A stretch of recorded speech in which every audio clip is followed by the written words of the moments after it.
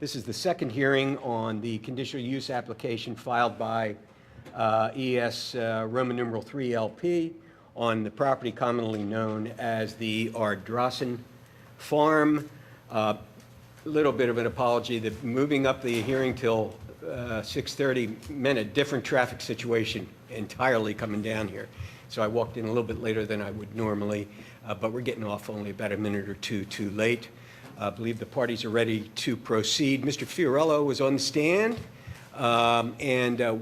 we were about to embark upon cross-examination. However, both counsel have agreed that there's some more questions and filling in on direct that Mr. Snyder would like to do with Mr. Fiorello, so we'll allow him to do that. After that, we'll commence with cross-examination by Mr. Rice and then the other parties in the order in which I received them as parties. All right, Mr. Snyder, you may proceed. Thank you. And for the sake of those that have a transcript like the parties, I'm going to reference pages in the transcript as to clarifications from Mr. Fiorello's prior direct testimony, and the first of those will come at page 107. Mr. Fiorello, at page 107, do you remember what you were talking about there? If I can open up page 107, I will.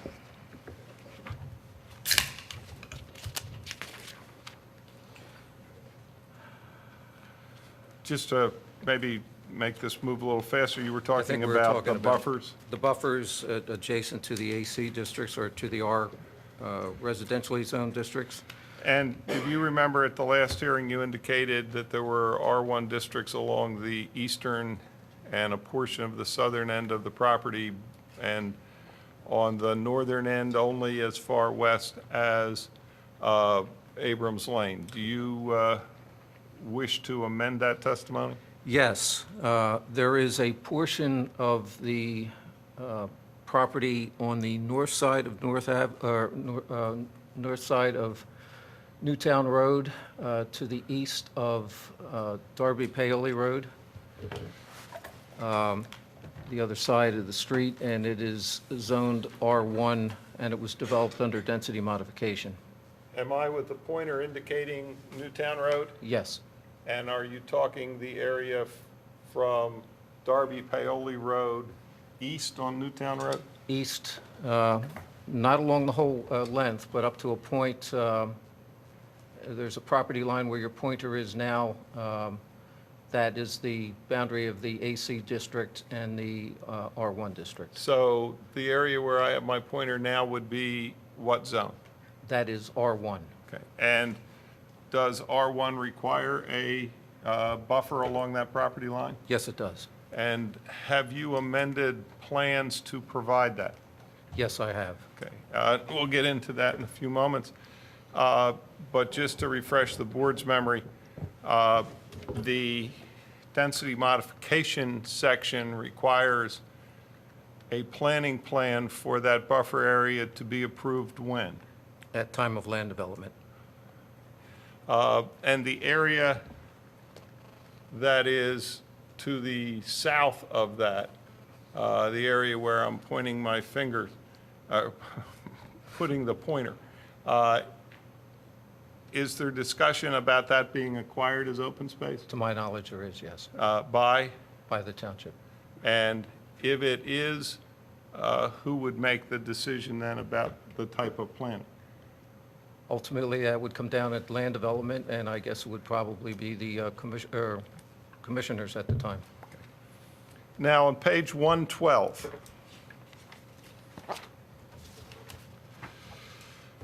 you provided a summary of units by type of development. And there was an exhibit, I'm trying to look here for the exhibit number, but you provided an exhibit that had that table of how many units you could have if it was a by right plan and how many units you could have if it was density modification with the least required open space and density modification with the most required open space. That is correct. Just so that everybody is clear as to what their numbers are, what is the number of units that are permitted if it's a by right 2-acre plan? 139. And what would be the number that is permitted if it were a density modification plan with 15% open space? With 15% open space, it would be 146 lots. And with the maximum amount of open space, with the amount of open space to obtain the maximum bonus density, what would be the highest number under a density modification? The maximum open space permitted for a lot increase is 42%. You would need 42% open space, and that would qualify you to have 167 lots. Okay. So there's no, am I correct that there is no way of having more than 167 lots without there being some sort of change in the zoning passed by the township? Yes, that is correct. And with the amount of required open space proposed by the applicant, the maximum number of units that could be put on the track would be? 146. Okay. I'm going to keep this in chronological order right now, by the way, of the transcript, but would you turn to page 113?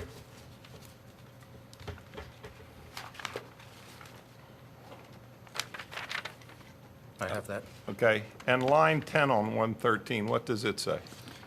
It reads, we are providing 5% open space. And is that what you meant? I meant 15. We are providing at least 15%. Okay. So that was just a misspeak. Probably, yes. Okay. Turn to page 117. Now, on page 117, you were asked about the amount of area that was in the various shaded parts of the plan. For example, what was in lots, what was in open space, what was in roads, what was in the white areas. And you said that you would provide a compilation of that this week. Have you prepared that? Yes, I have.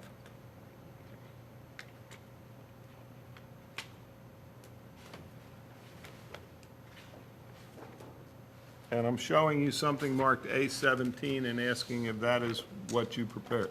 That is what I prepared.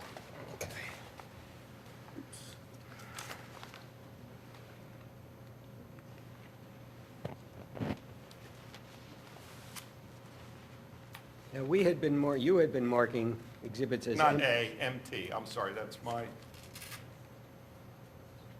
going to have to get used to that again. Thank you.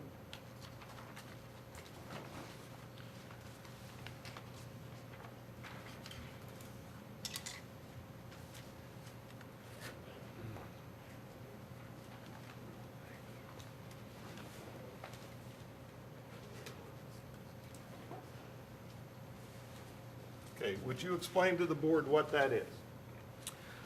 I have broken the track down by phases, and I'm showing the area of each phase. If there's buffer area in the phase, how much buffer there is. I'm showing how much area is taken up by road rights-of-way. I'm showing how much area is comprised with what I'm calling smaller lots. We have large lot tracts and small lot tracts. The small lots are acre and a half in size. The larger go on up from 6 to 10, even more acres. I have broken down the area in the small lots, the area in the large lots, and I have broken down the areas in open space, and then I have a column that shows non-building area, I guess, which is the area that everybody's calling the area in white. And these are the areas by the various phases of the property. That is correct. So if you wanted to know the amount of white in a particular phase, you could go look at it. For example, the rye field is shown as all white, and it is how much in white? The gross area of the tract is 27.02 acres, and by the time you subtract out the buffer areas and the large, and the areas of the road rights-of-way, there's 24.25 acres in white. Okay. And that's just by way of example. That's an example. Okay. Now, in addition to that, people have talked about plans as if there's a 64-lot plan and a 87-lot plan. Is that correct? We are showing two different alternatives in Phase 3 and two different alternatives in Phase 4. And the plan, the 64-lot plan is the minimum, the 87-lot plan is the maximum. There's a possibility of mixing and matching, if you will, one from Phase 3 and another from Phase 4. Okay, so if you put together a plan that had the minimum option for Phase 3 and the minimum option for Phase 4, what would be the total number of units? You would have the 64 units. Okay. And if you'll zoom out with this, can we zoom out the overhead? Maybe not. Let's look at right there is pretty much Phase 4, is that correct? That is correct. And is that the larger number or smaller number of lot option for Phase 4? That is the larger number. Okay, and I'm going to try and put the right over top of it. Okay, thank you. Whoops. There we go. And if this is Phase 4 in here, including the units down in here, is that the other option for Phase 4? That is correct. Okay. And then if we look up at Phase 3, which option along the cul-de-sac is that one? Is that the larger or smaller That number? one shown on the screen is the smaller. And if we go then instead to this plan and look at Phase 3, is that then the larger option? Yes, it is. So that you could, Excuse me, Mr. Snyder. yeah, Let's identify, when you're pulling sheets out, I mean, I assume it's one of the sheets that's in the set of plans, correct? it's sheets 1 and 2. Okay, well, I think, so the record's clear, and anybody that's watching this, you know, let's try to have if we can, let's have him identify the sheets that we're looking at. I mean, I understand the different options in the two different phases, but Now, the sheet that's up on the board right now is sheet which? If I can see that is sheet 2 of the plan set. All right, now I'm going to interrupt because sheet 1 and sheet 2 are meaningless to me. Are they exhibits? And if they're exhibits, what are they marked? They're all exhibits of MT, just a second, let me, MT4 is the one plan. original plan set. And then MT5 is the other plan with 10 replacement pages. That's why I think we need to describe the exhibits and the sheets. Well, the just hearing so- officer is lost on this subject, so it's going to be your burden to straighten me out. Okay. If we're calling sheet 1, I'm going to stop right now because you asked for a compiled set. And I'm going to enter the compiled set and we will work only from that. yeah, good. That would be good.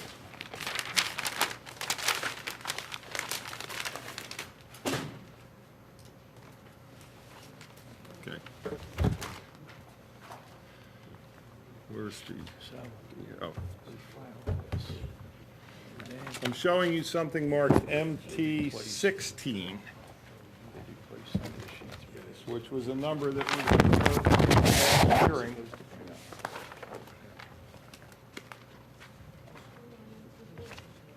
Otherwise, you can't keep track. So now we have it. MT16.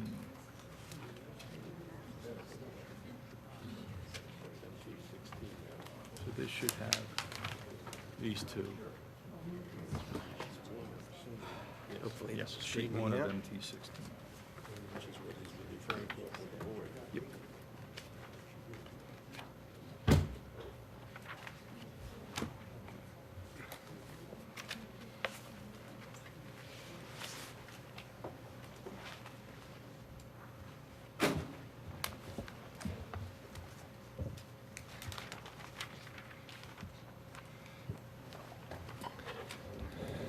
Now, Mr. Fiorella, at the last hearing, we had MT 4 and MT 5. MT 4 was the original 38 plan set. Correct. MT 5 was 10 amended sheets that then should be inserted into that to make a 40 plan set. Yes. And is MT 16 the 40 plan set? Yes, it is. Okay. Now, between the last hearing and this hearing, did you make any other modifications to the plan set so that MT 16 is a 40 plan set as modified? Yes, I made changes to sheet 1, sheet 3, sheet 10, and sheet 11. And they- what changes did you make? I made changes relative to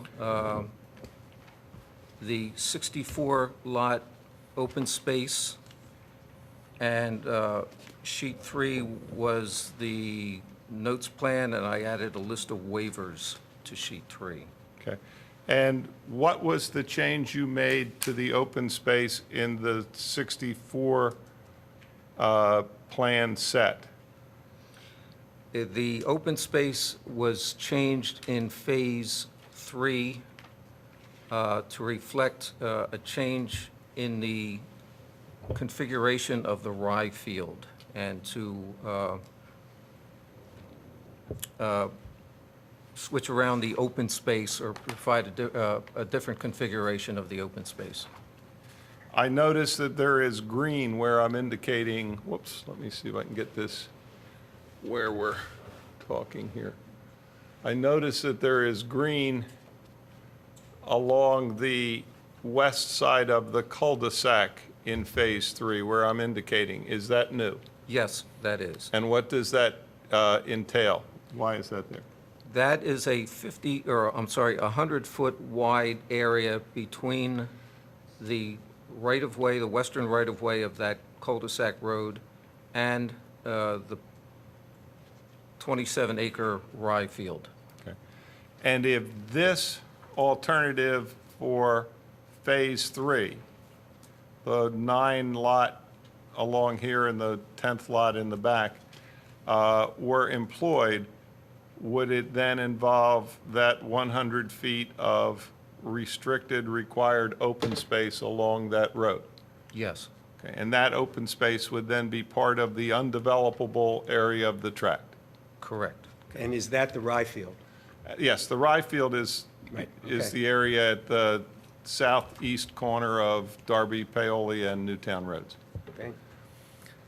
So when we're talking about the various options, I'm going to start with sheet 1 of your new MT 16. Which alternative for Phase 3 is shown on that sheet? This is the lesser lot option for Phase 3. And which option, Phase 4 is the area just to the south of that? That is correct. And it runs all the way down to the southwestern corner of the property. Correct. And the showing of units for Phase 4 on sheet 1, is that the larger option or the smaller option for Phase 4? That is the smaller option for Phase 4. Okay. And if we turn to sheet 2, and we look at the same Phase 3, is the lot configuration the smaller or larger option for Phase 3? What is shown on sheet 2 is the larger option for Phase 3. Okay.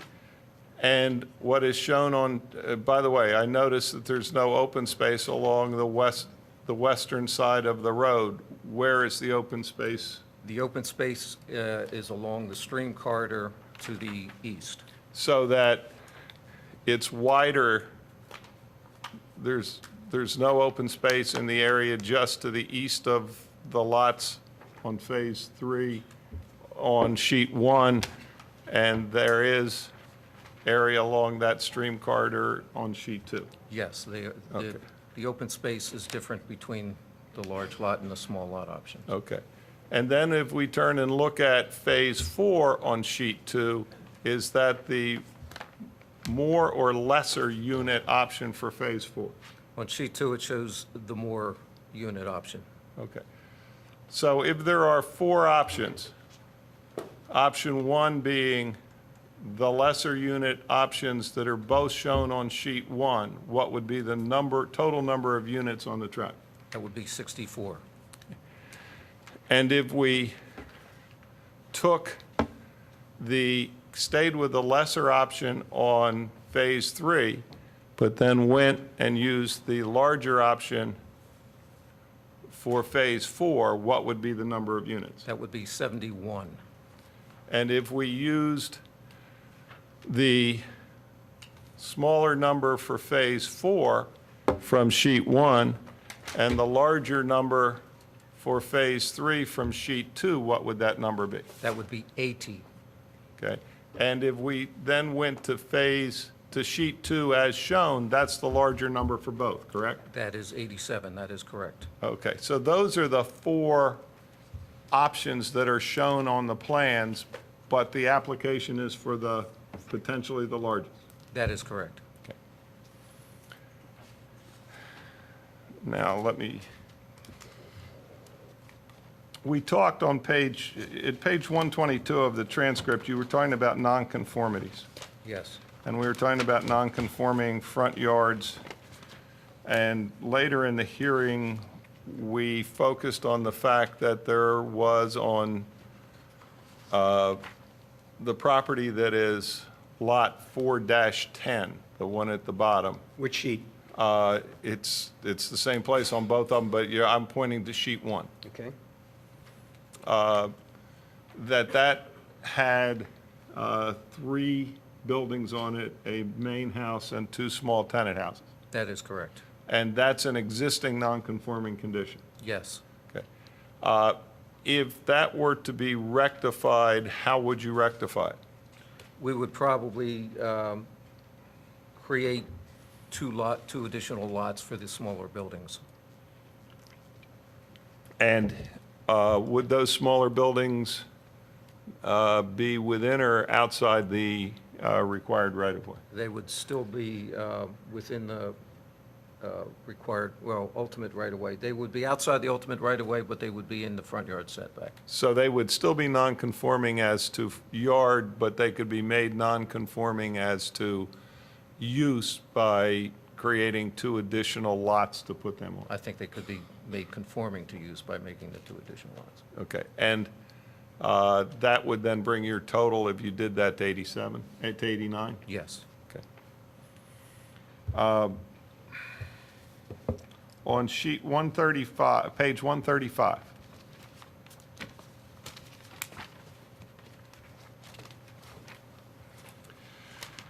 You said you would discuss at a later date, namely this hearing, the issue of emergency accesses.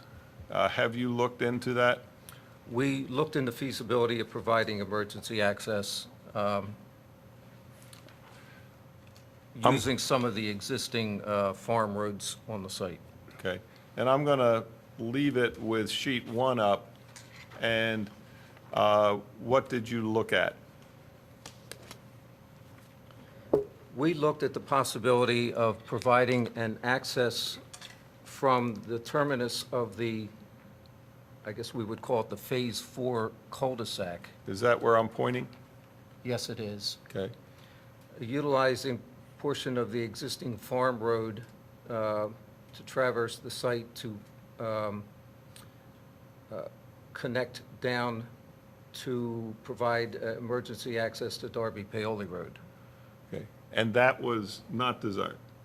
That was not desired only because it infringes on one of the lots. So we were looking at the possibility there of switchbacking up to the cul-de-sac on Phase 3 to provide access to that point through an existing farm roadway. Okay, so the potential for emergency access would be by connecting Phase 4 to Phase 3 or Phase 3 to Phase 4, because it would work either direction. Yes.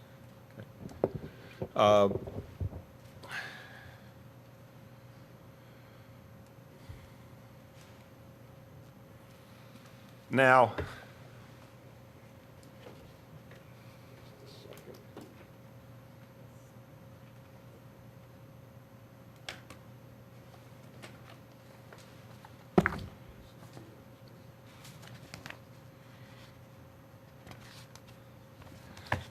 did MT-15 get handed out at the last hearing? I'm kind of confused as to that. I'm not absolutely sure.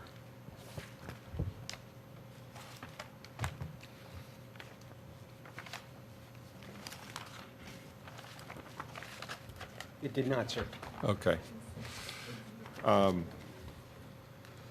have only I'll let you use mine. I have only a few copies of that. That's why I was confused. I will provide them by mail to the other parties, but they're the Gannett Fleming letter.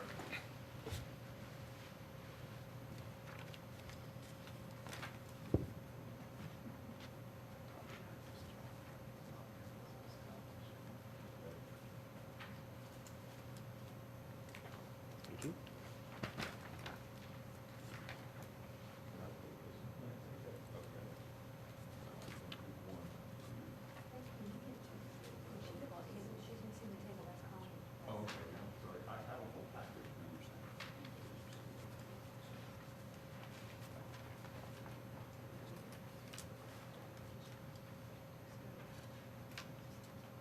Mr. Hearing Examiner, could you give me about 2 minutes to distribute to Mrs. Price her copy? Certainly, at that time, I can do some housekeeping that I neglected to do at the beginning of the hearing. Just to remind everyone, we're going to conclude this evening at about approximately 10 o'clock, or before if we're out of testimony by that time. And further, I had marked as additional hearing officer exhibits 2 documents.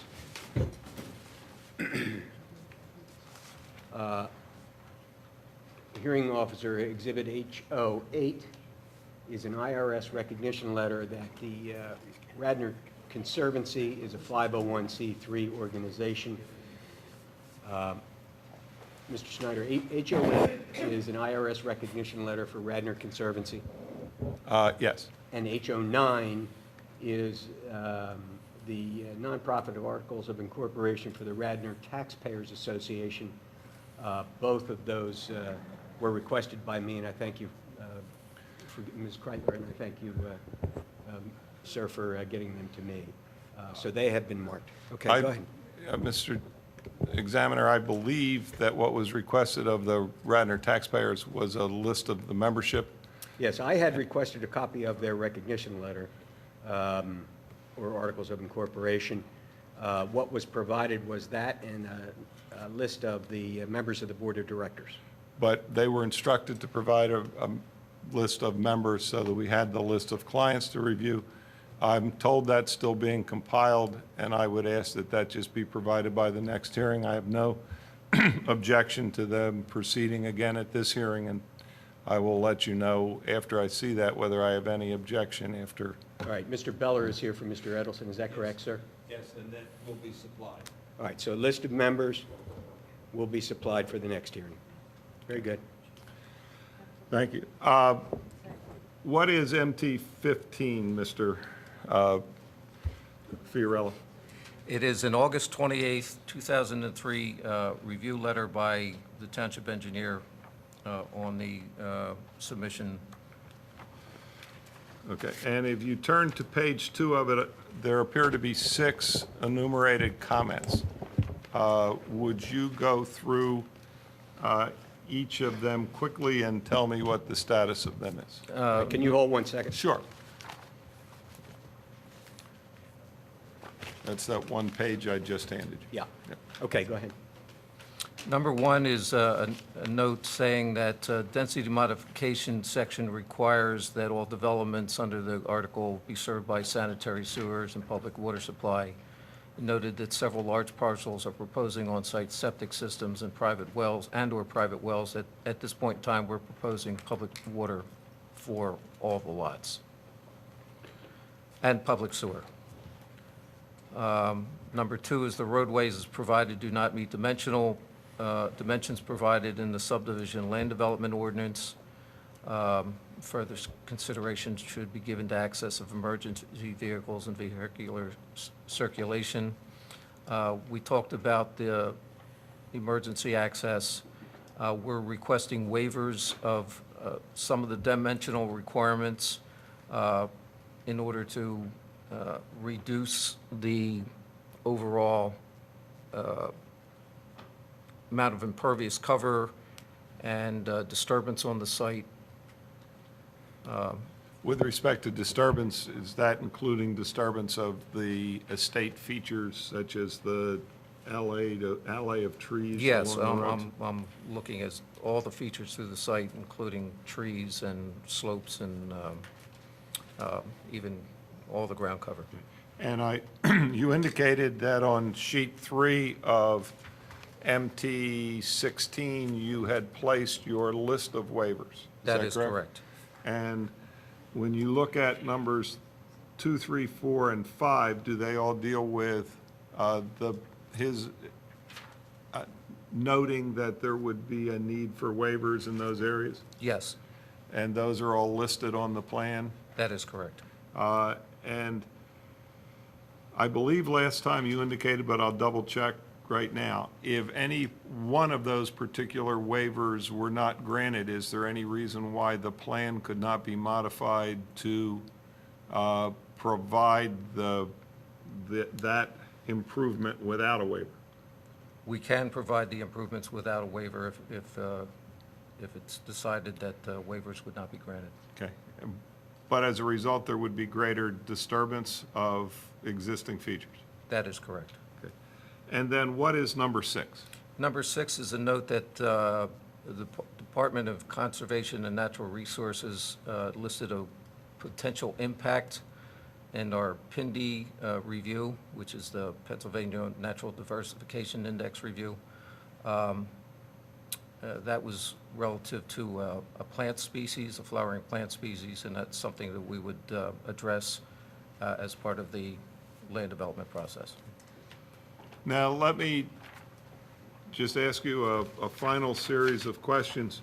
With respect to a by right plan of 2-acre lots, would areas such as the rye field, the center of the circular driveway, the areas on the eastern end that are in white, the areas that are in white in the bottom of the southern part of the property, would all of those then end up being lotted and developed? Most likely would, yes. And if you were to provide the 154? 154 with the 15% open space, yes. Yes. Would the areas, how many, if you have 87 shown on sheet 2, how many more units could be built then with only 15% open space? Well, if there's 156, and we have, on sheet 2, did you mention? Yes. 87.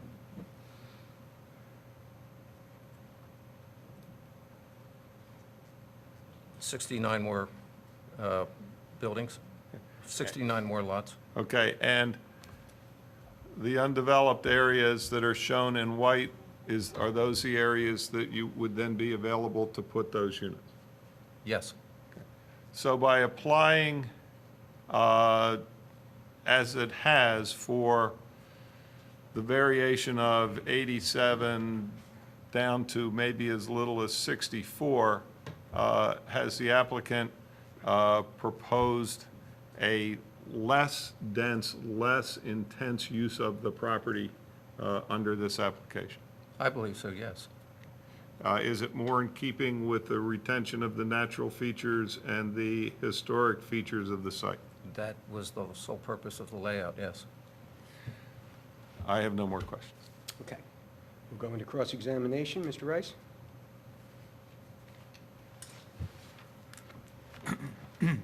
Thank you, Mr. Bola. Mr. Fiorella, just on your most recent testimony tonight, let me go back to the areas, the white areas that are, they are proposed to be the investment lot areas, correct? I mean, ultimately, they're going to be, on a subdivision plan, there will be a lot number assigned to those white areas, correct? I'm guessing they would, yes. Okay. And what Mr. Snyder just asked you was, if there was any development beyond what's been represented, the 87 lots, those white areas, if they weren't conserved going forward, they would be available for building, correct? They would be, but you would be required to come back and modify this open space or this density modification plan to accomplish that, because we're only asking for 87 at this point in time.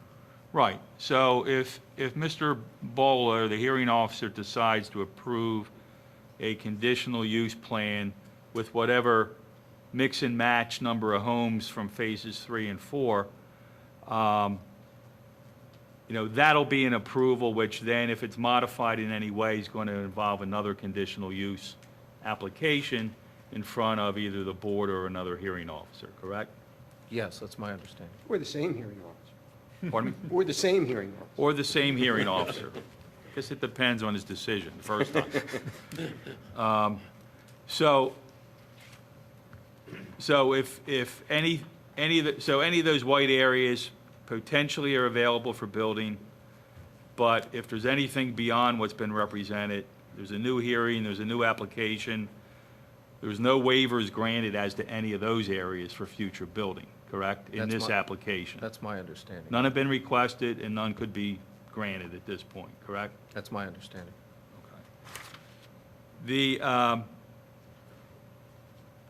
And some of the numbers seem to have changed, but the density calculation that you've done, I think you testified tonight that if the whole tract was lotted out into 2-acre lots, there would be 139 2-acre lots, correct? Yes, I made that assumption based on the lot area and taking out a certain amount of area for roadways and configuration of the lots. You may not get exactly 2 acres, but I took out a certain amount of lot area, figuring that it would be unusable, and I came up with the number of 139. 139.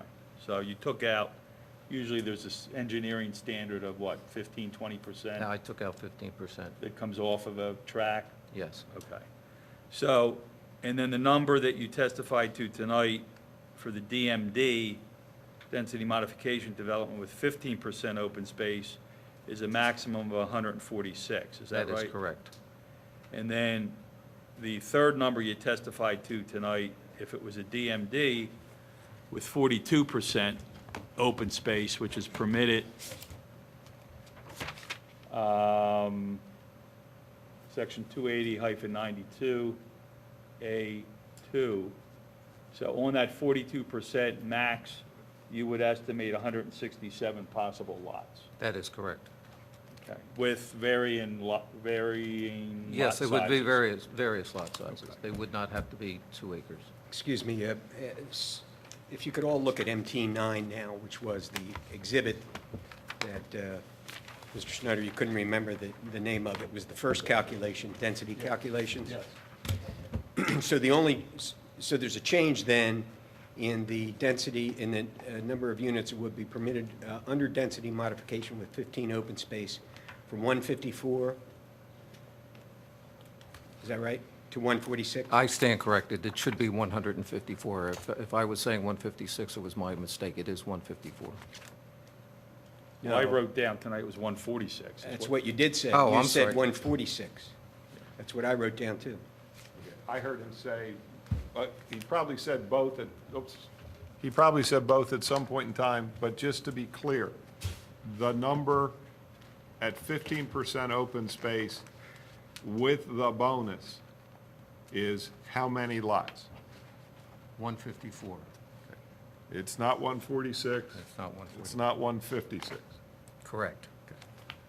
So that's the 5% bonus. That That's- is, yes. Okay. Okay. So there's no change then to MT9? That is correct. All right. And, Mr. Fiorello, do you have MT17 in front of you, please? Yes, sir, I do. If you could just look at that, just have a few questions about that exhibit. The non-building area all the way to the right. Yes. That column, that's essentially the white areas we're talking about, correct? Yes, I have on the plans, there are some of the large lots are shown in white, but I guess what we would call the non-developable area, the non-building area, the area in white is that last column, correct? Okay. And then you've identified each of these non-building areas by phase, basically. I lotted out, I determined the area by phase, yes. Okay, the phases that are on the plan, I think they're shown maybe most clearly on exhibit, on sheet 10 of MT16. Could you go to that, please?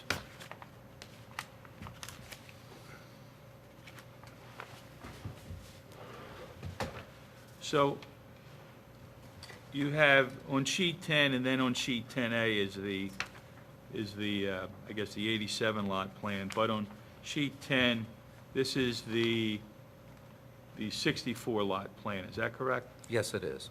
Okay, so the proposal, the application, as I understand it, is to develop each of these pods or phases one at a time, is that right? That's my understanding, yes. Okay, and each of these phases, for example, phase 1 is purple. Yes, There's a certain number of homes in there, in the purple area, and there's a certain amount of open space, and there's also a certain amount of non-buildable area, correct? yes. Okay. Now, does that phase and then each of the phases, do each of those phases contain 15% open space per the ordinance? Yes, it does. Phase 1 actually includes a little bit more than 15% because you'll see that we have the rye field and the mansion lot separate in the column there. We provided the required 15% open space for those parcels as part of Phase 1. So Phase 1 has open space in it that accounts for the rye field and the mansion, and the other phases have at least 15%. Okay, so For themselves. phase two, which is the blue pot of homes up at Newtown Road, northeast, I guess the northeast corner of the tract. And then you have another blue piece and so that also includes the 15% open space. You have proposed 19 lots, 14 new dwellings, 5 existing residences, correct? Yes, Okay. And then each of the phases are phased that way on this plan? yeah, they're color-coded on the plan, yes. Okay.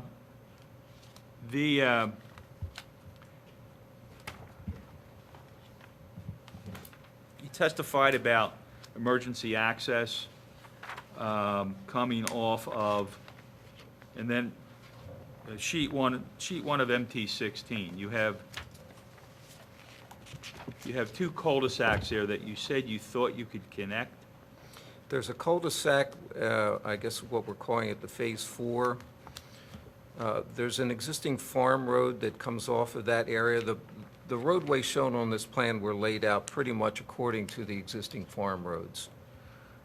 So where the cul-de-sac, what I'm calling the Phase 4 cul-de-sac terminates, there is a path up through the woods. Well, let's tell me what lot we're talking. Are we at lot 4-7?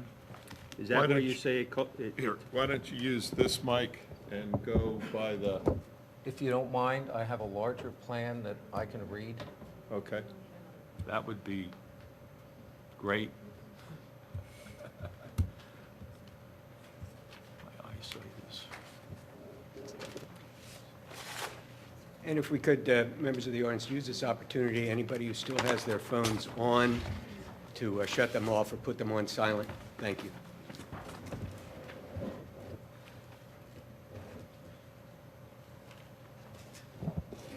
This may be a little bit easier to read. There's a cul-de-sac here, what is shown on sheet 1 as Lot 4-4. Okay.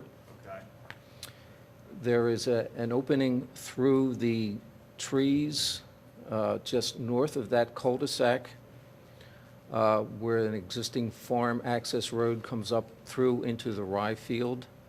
It is possible to provide an access pathway up through this area and connect with the gap between lots 3-3 and 3-4 to provide a means of emergency access from phase 4 to phase 3 or vice versa. That would cross the stream there, is that? There is an existing culvert at that point. There is an existing stream crossing because, like I said, the farm road goes over that at this time. So we'd be looking at more construction on that bank in the stream and more impervious surface in that area, is that right? It depends on how we put an emergency access. We could probably stabilize that one way or another, but there would be some disturbance to that bank in order to get something up there, yes. The plans as proposed, and just again, on these two cul-de-sacs, the one that comes off of Newtown Road that is above, let's start with that one, that's above the rye field. What's the proposed width of that road? We're proposing an 18-foot width. Would there be curbs on both sides of that road? No, we're proposing swales on either side, no curbing. And the length of that cul-de-sac as it's proposed? It's roughly 1,800 feet. And does that cul-de-sac, it looks like there's a connection with lot 5-1? Yes, that would be a secondary access to Lot 5-1. 5-1 has an existing driveway off of Darby Paoli Road. This provides an alternate access to that lot from the cul-de-sac. Would the access on Darby Paoli be terminated? Would that stay open? We're looking at keeping it open at this point in time. So there would be an option for the future buyer of 5-1, and how large is that lot? 141,000 square feet, that's roughly 3.5 acres. Now, on the other cul-de-sac, same road width proposed 18 feet? Yes, sir. And how about in the upper right-hand corner of the site, where I guess that's phase 2? Phase 2, serving lots 2-1 through 2-19, we're proposing a 24-foot cartway there with curbing and sidewalk along those smaller lots. And there's that's on the main cul-de-sac that's parallel to Newtown Road, is that right? That you just, Yes, this is, as I'm pointing on sheet 1 here.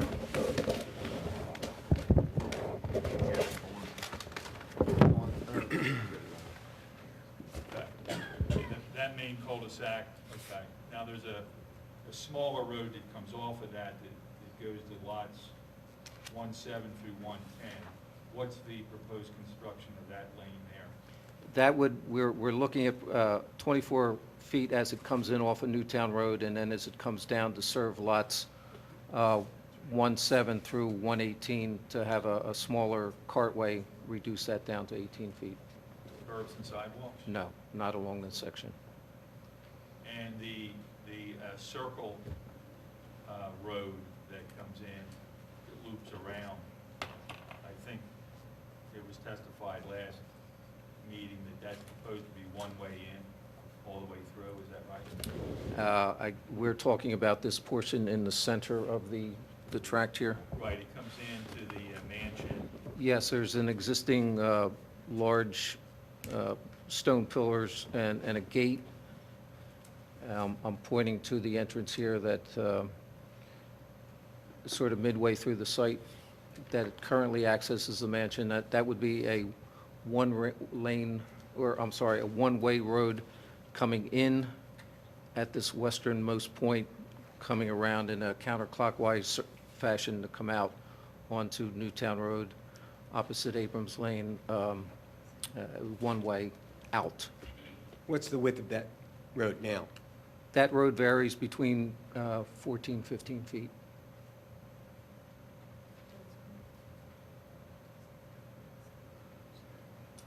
And that would remain basically in the same location, Yes. but it would be improved, is that right? Would be, make sure it was constructed according to the township standards for the materials. Okay, so coming off of that road, as I come around past the mansion,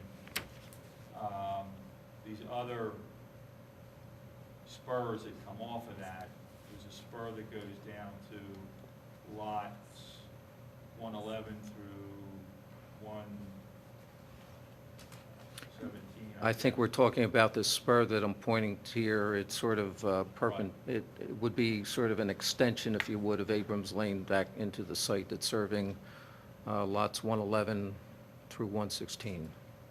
Okay, but that spur would be also a low volume Yes, type of a road, 18 feet. 18 feet, that would be, Curbs, no sidewalks along there, is that that right? is correct.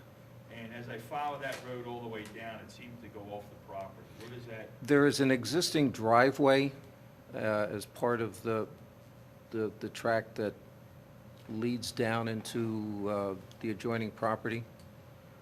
We're showing that just to remain as it is. So that would be a driveway through someone else's property? I believe it exists right now. It was a leftover farm road when the site was developed. I believe one of the family members lives in one of the other lots down there, and that was an access way for them to get back and forth. Excuse me, could that be pointed to in a larger one? Sure.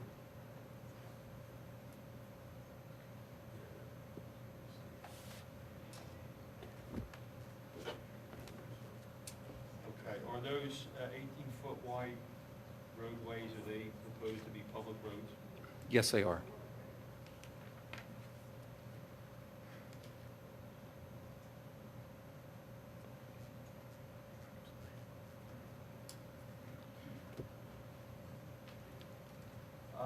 One of the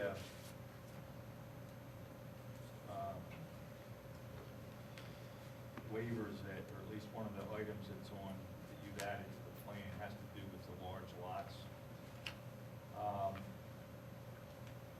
Are they, I assume they're proposed to be connected to public water, public sewer, unless there would be some kind of relief from that requirement, is that right? That is correct. Have you done any percolation tests on those large lots to see if they actually could support an on-lot system? We had done some percolation tests throughout the lot for stormwater purposes, and we did not do anything for septic testing, if that's your question. We have not done any septic testing back there. Are there on-lot septic systems servicing the existing homes now? Yes. There is a public sewer that comes into the site, crossing Darby Paoli Road, that serves the dairy barn, which I'm showing on the plan here on Lot 5.2. That is the only building that I'm aware of on this lot that is served by public sewer. Okay, so that would be, that line or some other line would be extended into the site.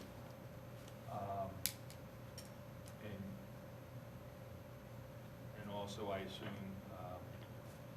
pick up all these lots, is that right? That's what's proposed, yes. The other on-lot systems would be abandoned? Yes.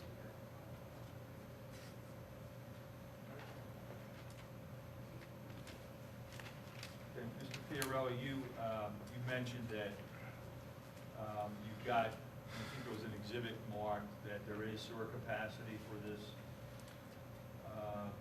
We- project, treatment capacity? There is treatment capacity, yes, and there is capacity in,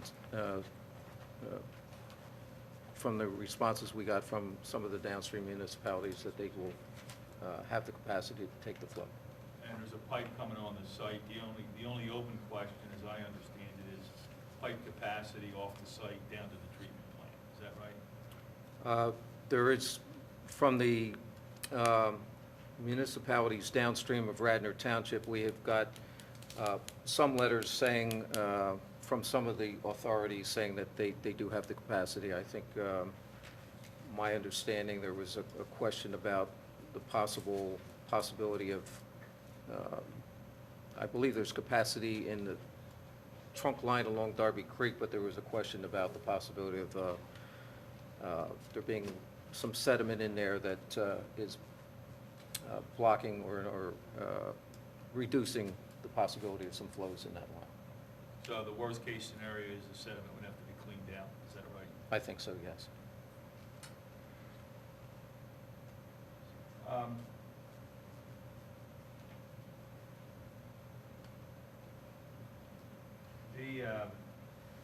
Just going back to the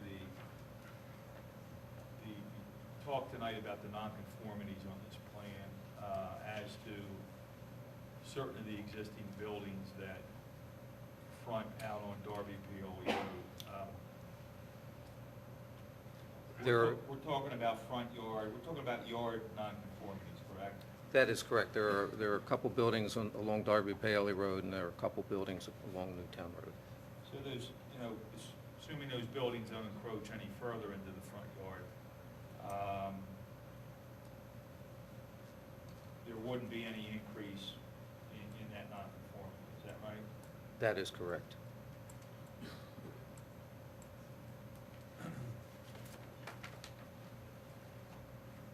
The lot sizes that are shown on MT-16 in the upper right-hand corner,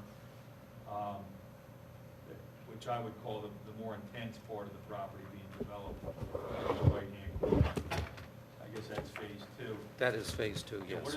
what are the lot sizes? Are they all fairly consistent? They're in the area of 30,000 square feet to 35,000 square feet, on the order of 3/4 of an acre. And that would be true, again, I'm looking at the lot sizes on sheet 2 of MT-16. The lots that are lotted out adjacent to the ride field, they're also 3/4 Yes, lots, more or less. yes. The lots in the middle of the tract in phase 4, they seem to be larger. They approximately an acre, acre and a half. Yes, they are.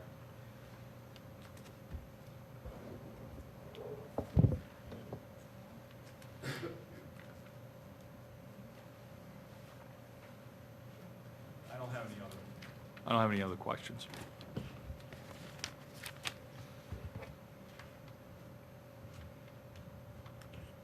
Yes, Mr. Beller, would you turn your mic on, please? Yeah. Thank you. It is.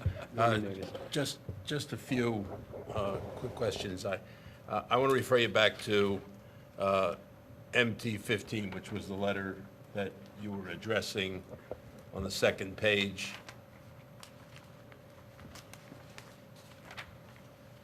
Do you have that before you? Yes, I do, sir. Okay. You had talked about, you had addressed certain numbers, and I just wanted to make sure that I had them all correct. I'm not going to ask you to repeat your testimony, but you addressed number 1, as I understand it, Yes. and number 6. We addressed number 6, and You talked about number 2 as well. Mr. Snyder and I were talking about 2, 3, 4, and 5 as a collective number, noting that certain waivers would be required to satisfy those requirements. Okay. One other question. Mr. Snyder mentioned earlier when he was first getting some clarification on your testimony, the parcel that we talked about, which may or may not be purchased by the township. And the question that I have is, when you did all your calculations, the area was included in your overall 311 acres, is that correct? Yes, it was. If that in fact is sold to the township, how would that change your calculations? We're looking at this as an overall development of 311 acres. If that is sold off, that is part of the non-buildable area that is built into our plan here. Well, just humor me a minute. If in fact that were not available, it were sold off and to whomever, and it was an open area, your calculations couldn't be based on 311. Is that correct? I'm not sure I follow, because it is, in order to subdivide that off or to sell that off, it would have to be part of the subdivision, and we're looking at this as one overall track, one overall project.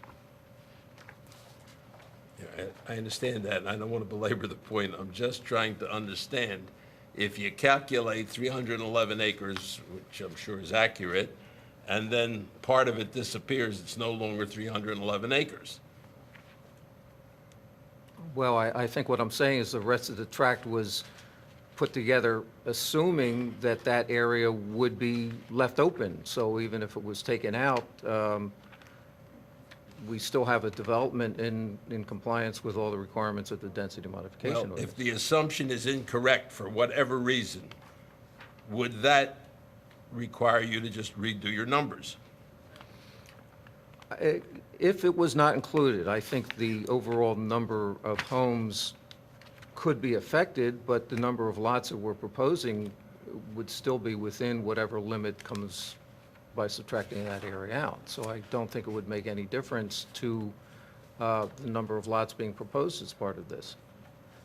Now, on sheet 2 in MT16, which was given out just before, and again, I'm just trying to understand. I'm seeing in that parcel that we're talking about, that corner that we were just discussing as maybe purchased by the township. Well, I noticed that in that one, you have houses and lots built along. Are they inside that portion? This layout here is not based on that 27-acre piece being taken out of the site. Okay. I have no further questions. All right, thank you. Ms. Kreitler, do you have any questions? And are these questions on behalf of you or the Radnor Conservancy, ma'am? I'm going to be asking on behalf of the Conservancy.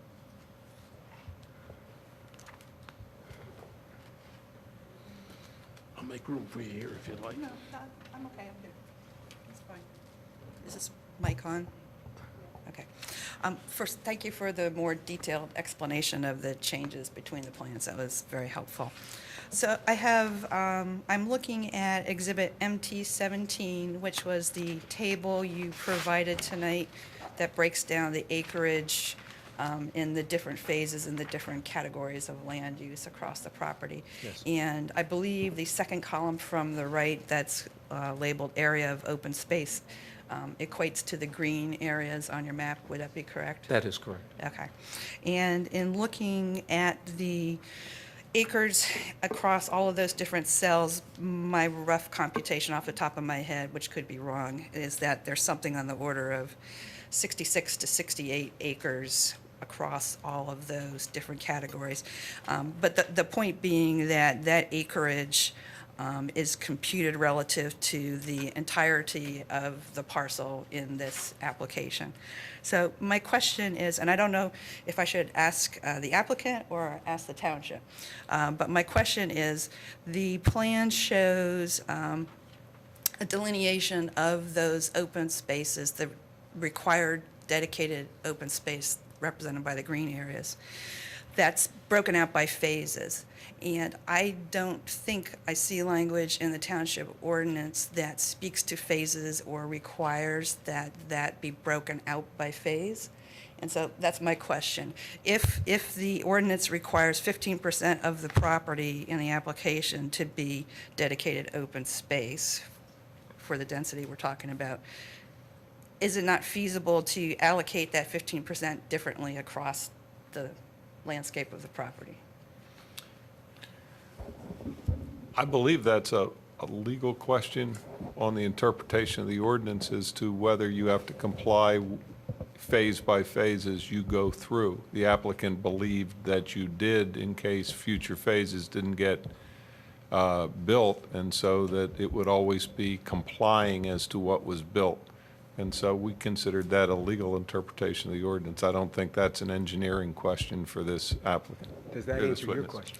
No, so I still am asking In other words, whether, you're saying there might be better locations for open space or more consolidated or something like that. it's our belief if the 15% could be looked at for the overall property rather than by phase, it would allow for more flexibility in the placement of the open space, and that may have Okay. benefits. Maybe the question is of this witness, why did you do it the way you did it? And I think, as Mr. Snyder explained, we look at this as each phase standing on its own. So if the applicant came in and built Phase 1, he would have the minimum required 15% open space. If then he proceeded to Phase 2 and built Phase 2, he would have the required open space in Phase 2. If he went to Phase 3 and provided that, he would have the required open space in Phase 3. And then for any reason Phase 4 and Phase 5 were not developed, you would still have the required open space as part of the township requirements for what was built. If we had, for instance, put all our open space in Phase 4 and Phase 4 was never built, you wouldn't have any open space on the rest of the project. So we looked at complying with the requirements of the ordinance to provide the 15% open space as we progress in construction by phase, so that each phase would stand on its own, so that in case any subsequent phases did not make it, or for whatever reason did not occur, we would still maintain the minimum required open spaces as part of the ordinance requirements. Thank you. I think I would look at it differently, is that we would have the guarantee of the open space if it wasn't tied to the phases. So then, irrespective of what got built in the phases, we would still have the 15% open space. Who in this process would be the better person to ask that question of? And, because I'll come back and ask it to the right person, not the engineer. If there is a witness for the township that testifies about that, Okay. that would be a, Okay. but I don't know that there will be such a Okay, witness. all right. And then my other question would have to do with, in looking at the plan, it looks like there's only one place on the property where construction of the homes on the lots that are identified would necessitate the removal of the woodlands, and that would be the lots at the end of the cul-de-sac closest to Darby Paoli Road. Am I correct in reading the plans that way, that would be the only place on the property where woodlands would be? We looked at I think this question had come up before, either here or at the Planning Commission, about the area of woods. There are wooded areas at the end of what I'm calling the Phase 3 cul-de-sac that would require some thinning out. We looked at the site. I came up with over 50-plus acres of trees when I looked at the site, wooded areas based on the shaded areas on the plan. There are roughly 7 or so of those 50 acres taken up in lots. And there are some trees, for example, in some of the Phase 4 lots that are already there. So when it comes down to it, out of those 50 acres, there's probably maybe 3 or 4 acres at the most of trees that would be disturbed with any of the development in here. Yeah, and it would be feasible to avoid that impact to the trees on the property by locating those houses elsewhere. And in particular, it looks like it would be feasible. So I'm going to try to talk in the mic and move the plans at the same time. It looks to us like it would be feasible to take the house lots toward the end of the cul-de-sac and locate them down in the interior part of the property as shown on the denser plan, down here. This part of the plan here shows how to do the denser plan, and does not in the less dense plan. But And you're, so- this is the trap that we're trying to avoid. There aren't 2 plans, there are 4 plans. And so she's asking us to put lots where there already are lots, and I don't see this as a question. I see this as a, I mean, if she wants to come back and testify what her feelings are about the plan, Well, that would be I one heard thing. it as a question. She said, could you move the lots, you know, to avoid the disturbance of woodlands? Yes. That's a question. David? Engineering-wise, I think, you know, it could be done. There are other factors and consideration of sight lines and things like that that would have to be looked at. Okay, thank you. Okay. Thank you, ma'am. And Ms. Morgan? Yep.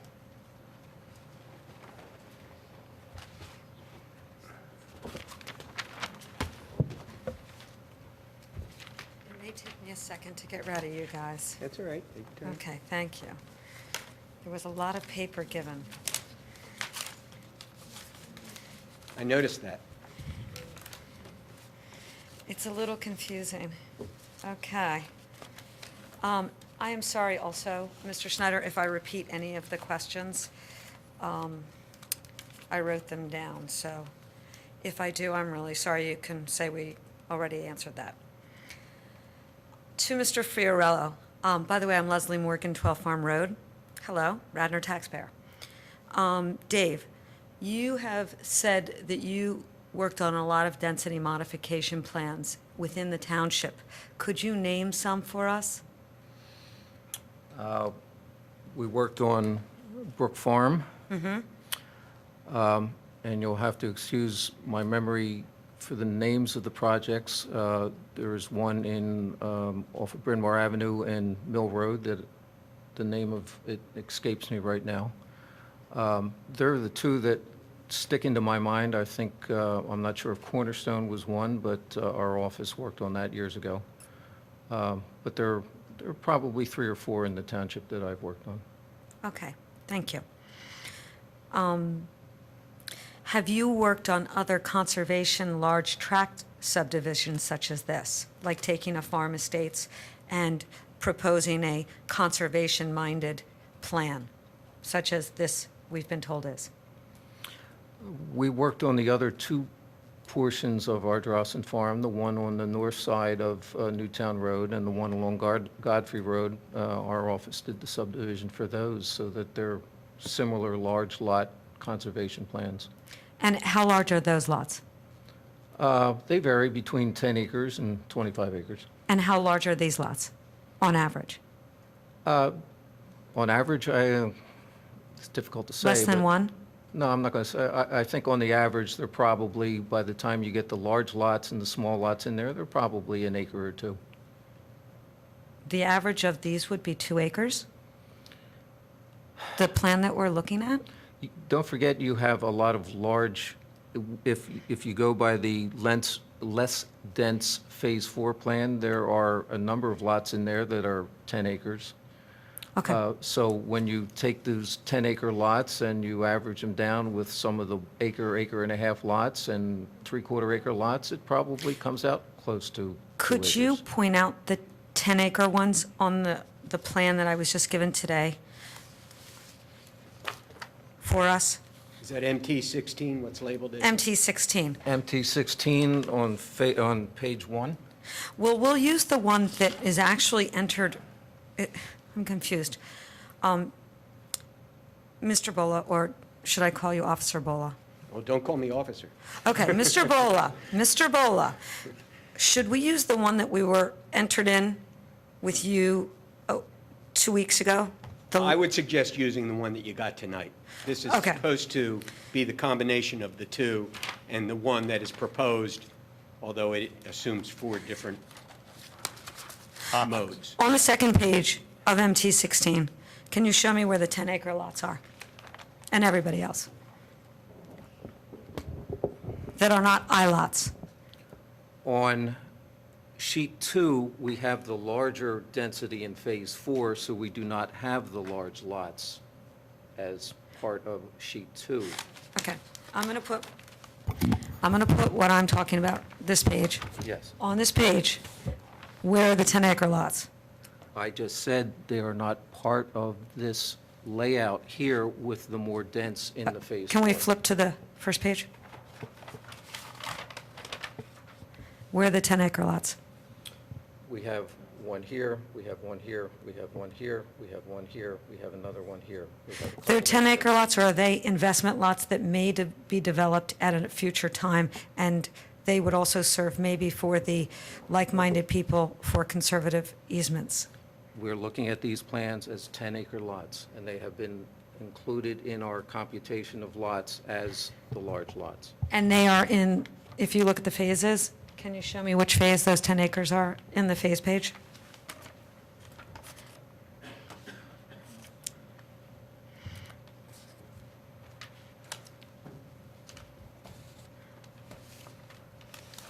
So they're We're phase looking at- 4. We're looking at sheet 10, phase 4, yes. Okay, thank you very much. So we don't know an exact lot average because we have 4 different scenarios. But we have some large ones in some of the scenarios. Would that be correct? But not in the 87 scenario. No large lots in the 87 scenario. There are some lots that are larger than 2 or 3 acres, but we don't have the 10 Okay. acre lots as Okay. part of that. Thank you. Moving on. So you've worked on the other Ardrossan conservation. Could you give us an example, if you've worked on a plan such as this, which has what I'm calling, just for simplicity's sake, everybody, the investment lots, non-developable lots, maybe developable in the future, I'm calling them now I-lots, so that it's just more simple for me to understand. On the I-lots, I or IEIE? I-lots, like investment Okay, lots. gotcha. So that's where I got I-lots. I'm calling the development portions of this the D-lots. Makes sense. Okay? The I-lots that I still don't have a handle on, yes, we have a range that what you could do. They're not drawn out, so for the visually impaired such as myself, it's hard to imagine. But on the I-lots, when you put a plan in like this, could you give us an example of putting a plan in like this, which leaves so much, basically 50%, up to the imagination that maybe in the future there would be a lot more density, so that it's really hard to, I mean, have you worked on another plan like this that's entered in with so much mystery, I guess I would call it? You know, I think the proposal here is for 87 lots. We're at maximum, possibly 89 if we have to create 2 additional lots for the areas down along the cottage homes along Darby Paley Road, but we prepared a plan showing 87 lots, and that's what's being proposed. In a density modification application in your 35 or 40 years of work, have you applied for an application that leaves non-developed lots, or what I'm calling I-lots, like this? Have you worked on a plan like this that we could go look at, and what it became in the future? No, I have not. Thank you.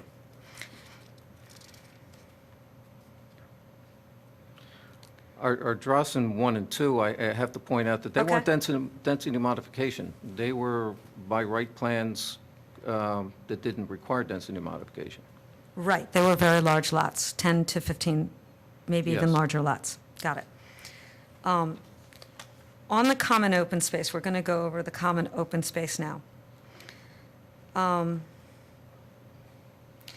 you walk me and the audience, and if I'm boring, I'm sorry, through again on the MT16 package, the page for the common open space allocation? I'm using this one, or that's the first page, or this page. Can you walk me Well, through wait, on what's that page This identified page as? is- Sheet thank you. number at the lower right-hand corner? 11A? 11A, okay. Yeah, so can we use 11A, and can I put the 11A here? Certainly. And can everybody hear me? I'll just turn it to the one that's. Can I borrow your pointer? Thank you. Okay, I think I'm set. Can we walk through from the beginning? And the dark green is the common open space, correct? Yes, ma'am. Okay. Can you walk us through, and even stand by me if you would, and tell me the selection process? Besides the phasing on which one goes with which, you know, what they're going to do in the common open space, why it was selected, and sort of just walk us through from an engineering point of view and the topography of the ground, such as this one. These houses are going to use, oh, That's why you got to use this one. okay, sorry. Okay, here we go. This area is our first common open space, number one, that I'm going to call. How much acreage is that, and which houses benefit? Are these houses benefiting more, or are these two benefiting more? And just for the sake of the record, she's indicating an open space area in the bottom of Phase 2. It's next to, it's contiguous to one of the two large back lots, you guys, that are near the Overbrook side on Godfrey Road. Identified as common open space, 2.68 acres. 2.68 acres. And And, I'm sorry, the adjacent one is identified as, this one? yeah, no. The one, that one that you're pointing at is identified as common open space. These numbers are so small and so light. I know. 2.63 acres. 2.63, Yes. and then up to the right, that's identified as 2.68, correct? Which, I'm going to have to get my larger plan. I'm sorry, I can't read it. Yeah. Okay. I can read the 2.68. It was the 2.63 I could not read. So roughly, those two are over 5 acres combined. Mr. Bola? Yes. This particular piece that I keep going Yes. like this, that is 2.63? No, they're Or combined, combined. that's 2.63, or is it 5 No, point? it's slightly over 5. They're Thank each- you. Yeah. Got it.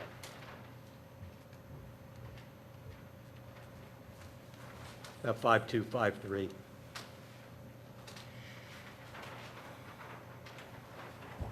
And the question was, why was that chosen? Yeah, I'd like to sort of, and we don't have to go so slow, but I'd like to know why this was chosen and who benefits from it, what it protected, or what recreation use. I mean, I'm not sure. Here we go. That's perfect. Okay.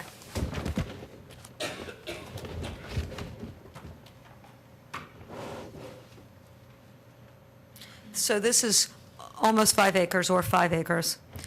And you have, this is Godfrey Road. Godfrey Road is actually down Yeah, Godfrey Road's along here. south. And this is one you did before, these two parcels you did before. You're calling those Ardrossan 2, correct? Yes, ma'am. Okay, so this parcel is how big?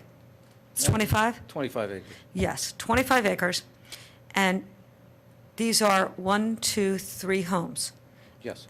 How far away are these homes from getting to, let's say, the common open space here?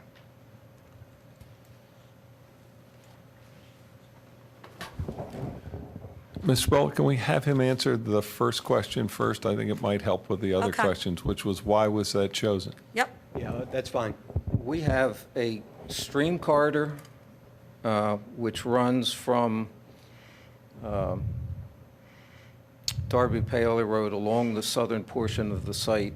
We have a stream corridor through here. We have wooded areas, stream corridor. We have steep slopes. So this was an area along the site chosen for its environmental sensitivity.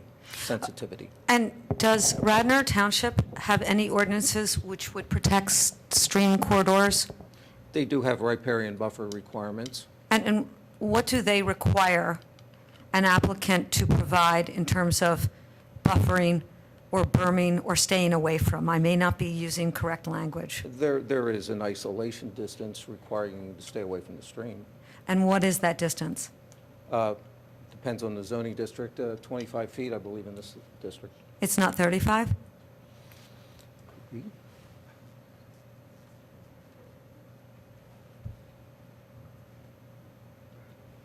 I will say 35, because that's what it appears to be on the plan.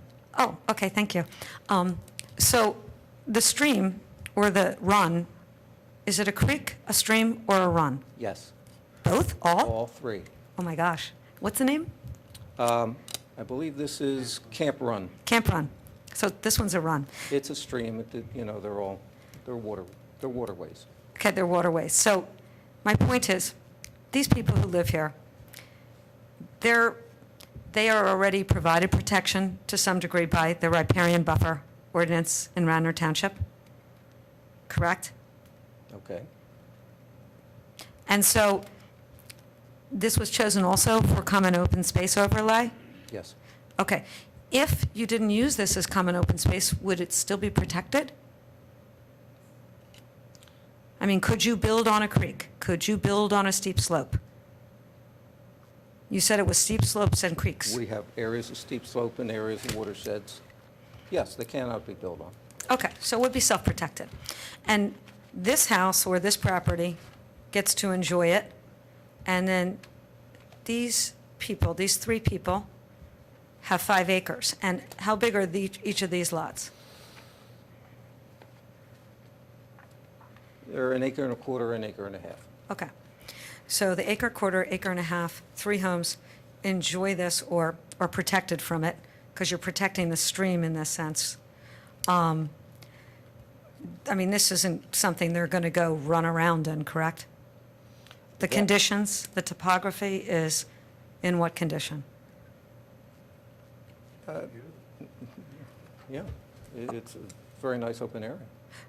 Oh, I'm sure, and it's protected by riparian buffers. But I didn't know, I mean, they're not going to build anything on it. They're not going to, Nothing's proposed as part of this. It's an area that is not allocated as lots, or it's not allocated for development. right, I don't think you could allocate that area for lots, could you?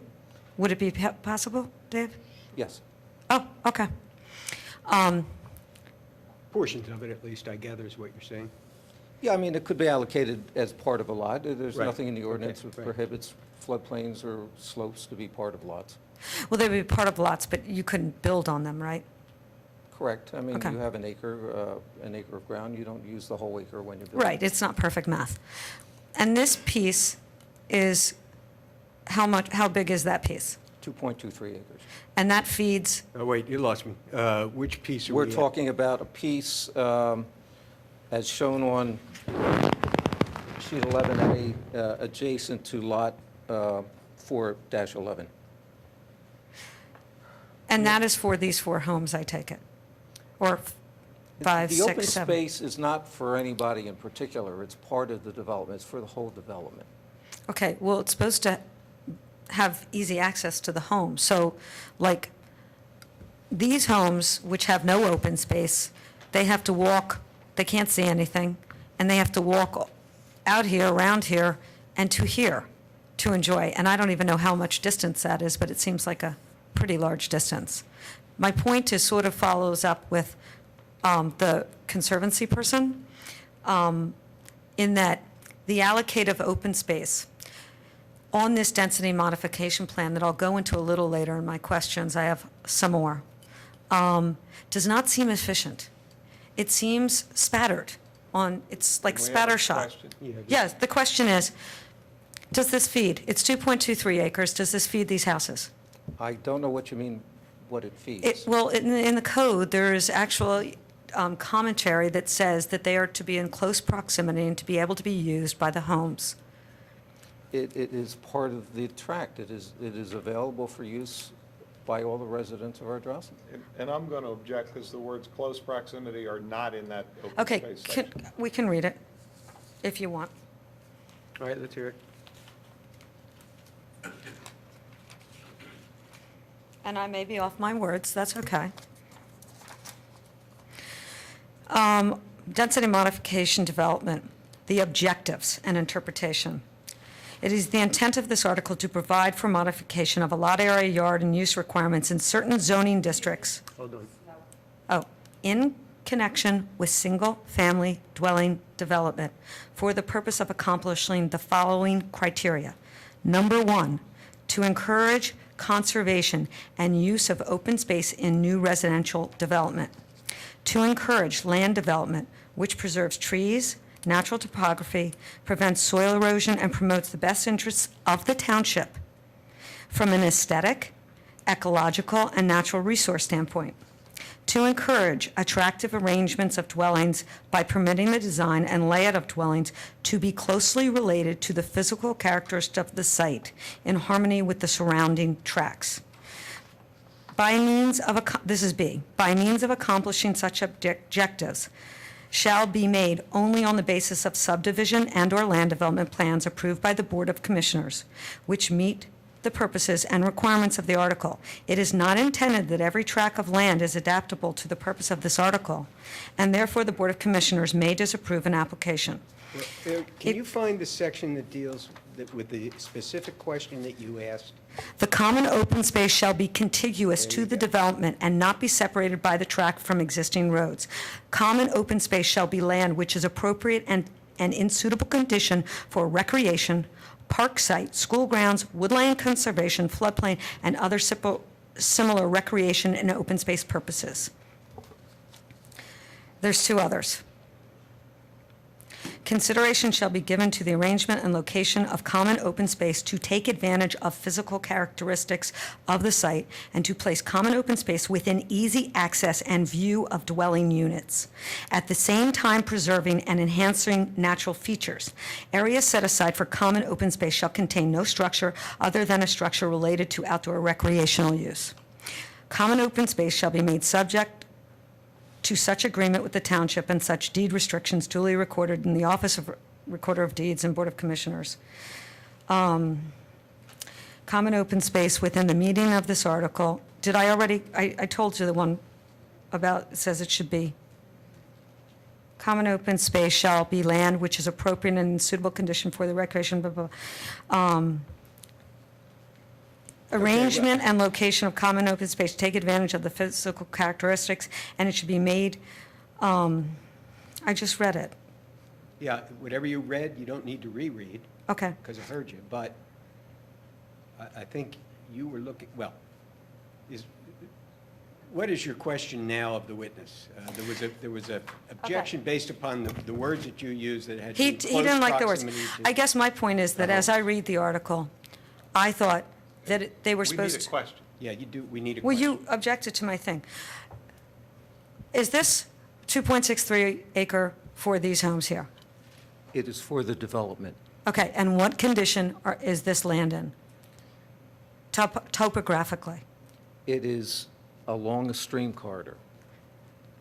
And Radnor Township has, in addition, a stream corridor ordinance which protects streams, Now, correct? we're going over some things we've been through Okay. already. I don't mean to limit you. No, but no, that's You okay. don't need to hear things twice. I know, you're allowed to say that, okay. So I'd like to go over here with all the residences and the density. That's, I think, most of the density on the proposed plan is in this area where all the homes are. Dave, do you see all the residences here? Yes, ma'am. So a lot has been said about view sheds or corridor sheds or commuter sheds. And everybody keeps pointing to, if I can, just this area that's so important, okay? Let me move this, because this area is not showing up on the screen. Okay, can you make sure that the whole thing shows up? Okay. And by this area, she was indicating The Ryefield. the Ryefield. Yeah, I Okay. mean, let's call this area the Ryefield now. I mean, that's what, at least I'm knowing it as. It's What- making sense. Can we name this one Upper Newtown? We're calling it the village. Okay, the village. The village, which has a lot of density compared to the neighboring tracts, can you explain the impact on these dwellings on this proposal, this area of proposal, and what they currently enjoy as a view shed versus what will happen to this area. These are the actual residences. There's no residences down here. Correct, and the field is surrounded by a wooded area. So, and that wooded Which area... field, sir? We'll call this the northeast corner. We have a wooded area is shown in this, what I can call a grayish, greenish shading in here, which surrounds what I would call the inner part of the field. It's surrounded by woods and trees, and it is visually blocked from the adjoining property. I would factually disagree with you. I have been to that site. Objection. Okay, that's fine. As What long as type you of know- trees? As long as you know, you can express that at a later point in the hearing. Okay. Yeah. What type of trees that visually impact? Are they green all year round, or do they lose their leaves? There's a combination of deciduous and evergreen. I'm not a tree expert. So you're telling us that these houses here cannot say anything? These houses I'm here? not saying that. I said the view is limited. The view is limited, okay. But there are residences here, and would they be able to, now that this will be developed into a village, would they see light or hear things? It's possible. Okay. On this side, are there any houses here? Now, this side, again. for This the is record, Darby Paoli. I'm pointing to Darby Paoli. And we're along the rye field again. We're along the rye field And then and the existing dwellings down Okay, here. Gotcha. Are there any houses on the opposite side of Darby Paoli along the stretch? No. there are There's not. no residence. So there would be no residential impact with this larger amount of development, correct? I don't know what you mean by residential impact. Well, the residences, there is none. So if you built something, they wouldn't see anything. Is there residential impact? There is residential impact here. We think it's limited, per your testimony. Is there residential impact here? There's no impact on any residences, but there's an open area that is within a view shed. Explain that to me. I would like to hear that. I'm not sure what you're asking from Well, me. you just said there's an open area that would be impacted. The rye field is open, Right, but there's no houses here. correct. So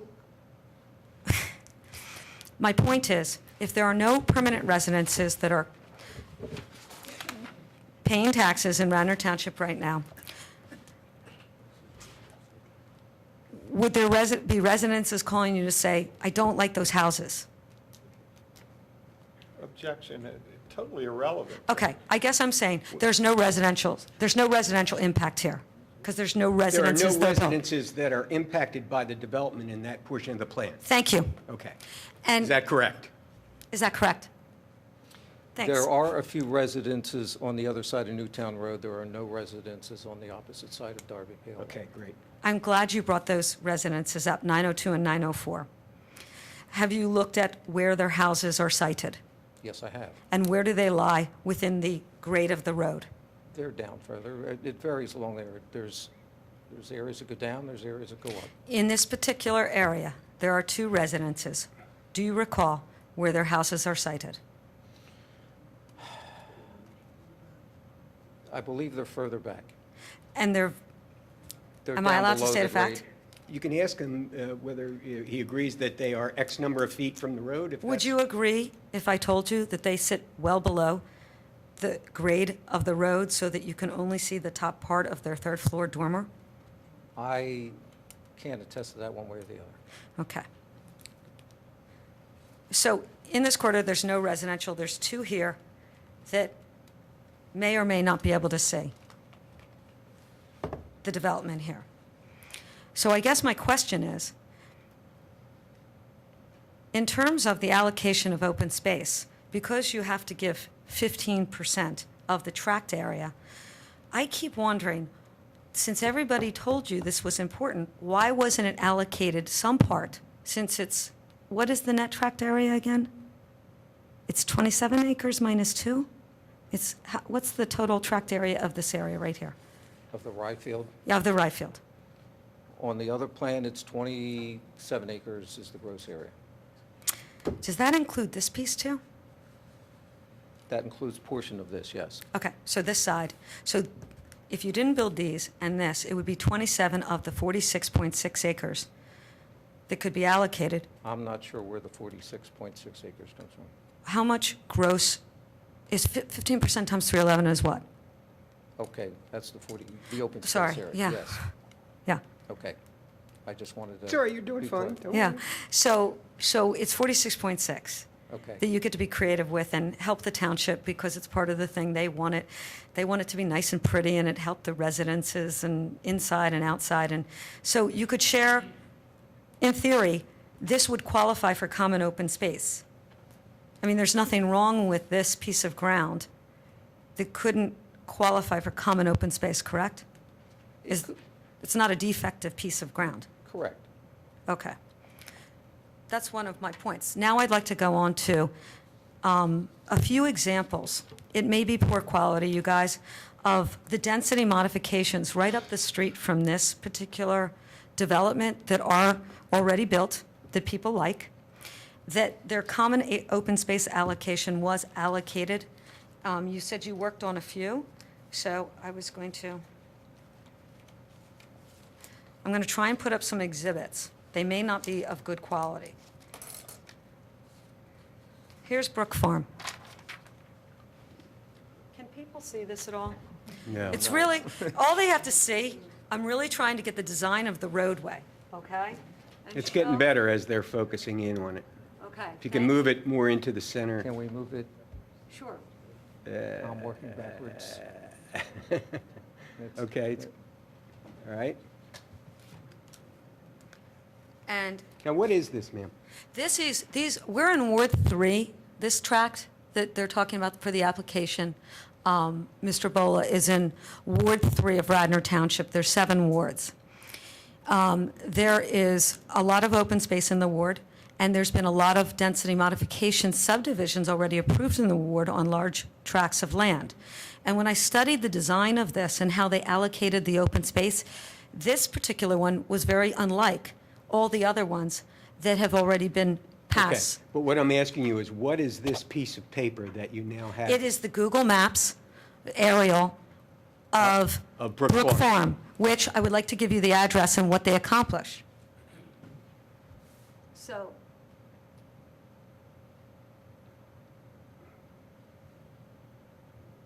Mr. Bola?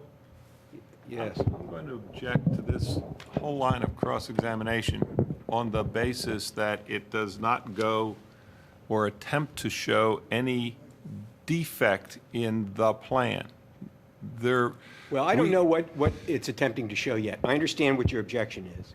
But I haven't heard a question yet about it, so I don't know what it's attempting to show. So Okay, let's give this lady a little leeway here, and she's not an attorney. She's got a point I'm sure she wants to make through questions, so I'd like to hear what that point is, and if it's not relevant at that point, please object, and we'll.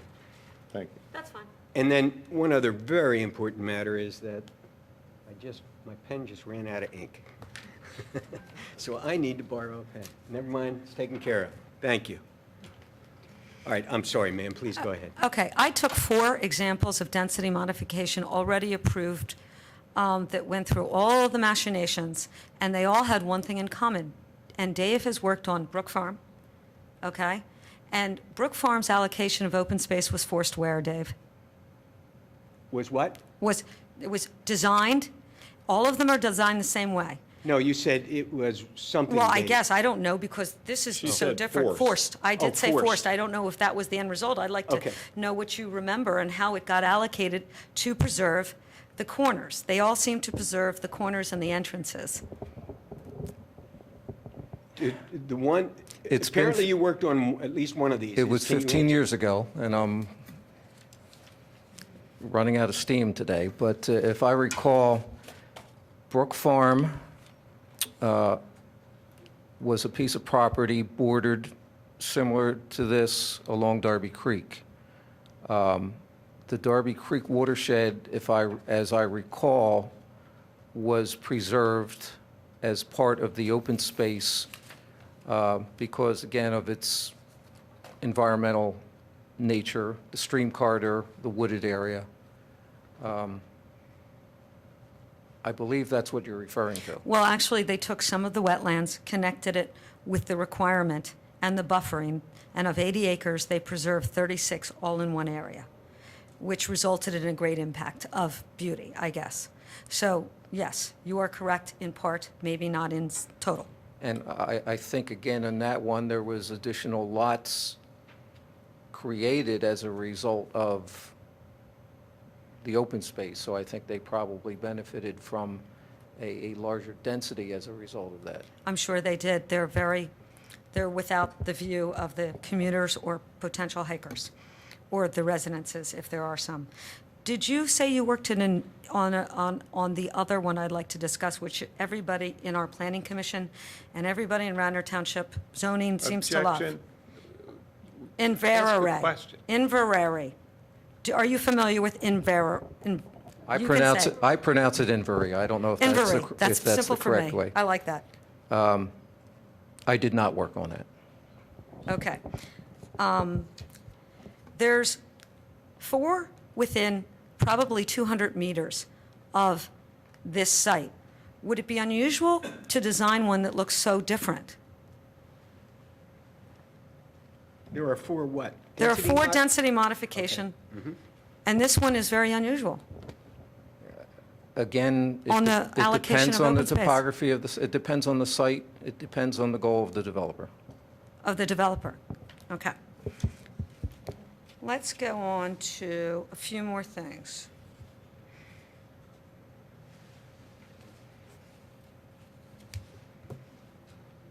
I want to talk a little bit about the iLots. And if you could do us a favor, the next time, we have one more hearing date after this? Mr. At the Bolo? end of the night, I'm going to announce a couple more, too, into November. Okay. This is going to be short. If I show you this.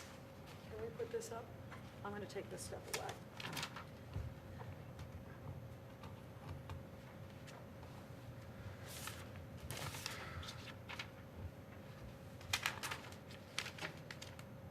Thanks, babe. Okay.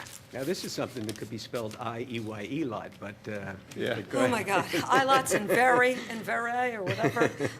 Okay, so this, to me, we're having a hard time, Dave, visualizing this type of tract. Can I get this and this in the same picture? Is that possible? They'd have to pan out. Okay. I think what people are having a great deal of trouble with, Dave, in all the scenarios, is that these keep being blank. And these can be developed. This can be further developed, yes? Not as part of this application. Not this application, but a secondary and new application.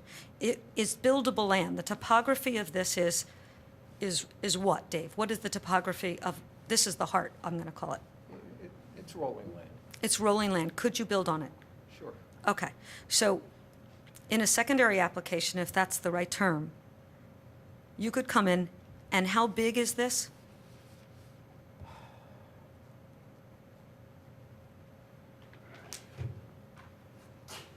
I'm going to say 25 acres. I don't recall off the top of my head. Would it be 25 divided by 2, and you could get 12 houses here?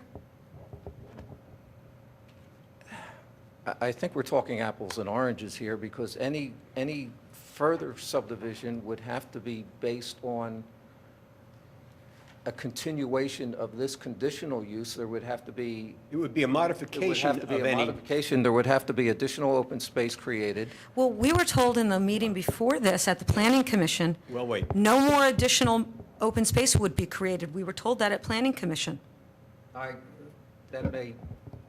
Let me back up. I was probably. You do recall that, Dave? Yes. Okay. All right, so explain that, then. I guess that's what she's asking. I've been gone since 6:30 this morning. Could you repeat that? Okay, I'm going to go slow. I talk too fast. What I'm saying is we are a little confused not only about the visibility and visuality of the project so that we can understand where it may look in 20 years, and I think that that's come clear to you guys. And it would be helpful to be able to draw that out, even if it is a modification application, a secondary application, or whatever you want to call it. But further, in the Planning Commission, where they gave conditional use with some conditions, it was specifically told to us that this piece would not be given additional open space.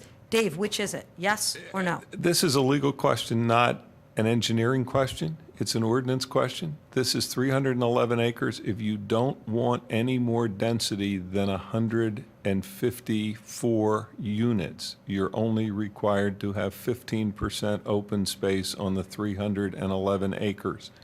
Since we're providing that up front with this 87-acre plan, or 87-unit plan, there would be no requirement to provide more open space if you didn't go beyond. Right, no requirement, you could if you wished, and that would increase your density. That's correct. Right, okay. So I don't know why that related to the question. What was your question? Well, we Her were question told, was, is that correct? no, I'm talking about this particular one. If you went in for a secondary application, you might not have to produce any more open space. You would not. And you could, too. If you cared to, you could, and you would get bonus units. Right. We're doing it. And the top is 42%. Yes. Gotcha. So I was thinking of this, and I thought that people cannot visualize this plan, and density modification is so based on the aesthetics, and if a site is designed within those parameters. And I was just wondering if, like in many marketing materials that do phasing, this is a phase plan, but it's also an undeveloped plan. But yet they're using the whole tract size. If we could have just a concept drawn out with all the iLots done to the max. Yeah, there's, the applicant's entitled to present the case that the applicant wants to present before me, but I also am curious as to how these white areas that they've been called so far would be lotted out or marketed so that there could be some definition to potential buyer or buyers. So there might be, you might be able to enlighten me or us on that in future hearings if there is any intent to do that. I think I can do that right now. Okay. Mr. Bola. This is much like what happened across the street in Ardrossan 1, where you had 10-acre lots in a 2-acre zone with absolutely no restriction against further subdivision, so that the applicant or the buyer of the 10-acre lot who chose to preserve it perpetually could create a conservation easement with value because there was no restriction against future development. Much like that, these areas that are not a part of the lots in here must be preserved and unrestricted against future development so that when preservation is sought, there is value to that preservation and therefore a benefit to the person that wants to preserve them. Okay. I People who understand. want to see preservation, but yet want to see definition that there won't be any development, have to realize that that, in essence, prevents preservation because the donee cannot get value for the gift. Okay. That answers my concern, but I don't know if it answers the questioner's concerns. So, No, I think that personally, that if the taxpayer is going to be involved, whether that's a zoning issue or not, it is a concern of ours, and that we would like to see the lot fully lotted out so that there can be a judgment made to see if it's pretty, because, or aesthetic, or whatever the words are in the density modification, which I am sure you have a copy of. okay. And I don't think that that's a harsh requirement. All right. Do you have any further questions? Not right now. Okay, thank you very much. Thank you. Yes, this is an opportune time to take a break, give our court reporter a chance to rest her fingers a little bit. So let's take a 5-minute break.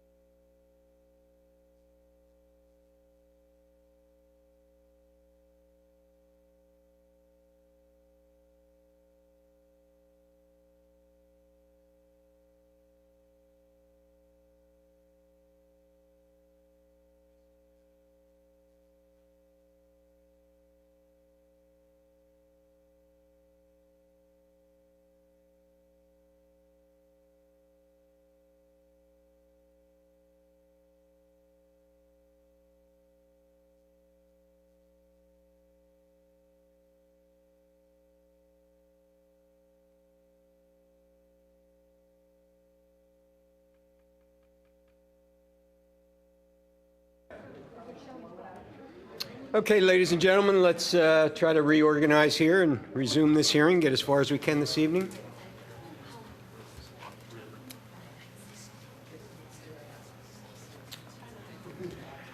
All right, Ms. Morgan has concluded her cross-examination. We have everyone back, okay.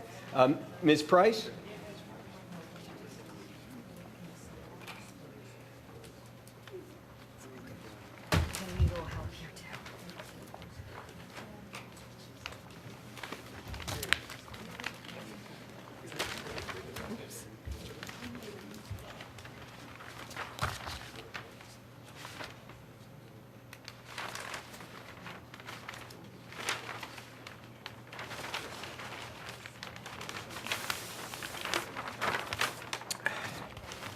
Sorry, I need a little room to spread That's out all right. before I can get to that. Take your time.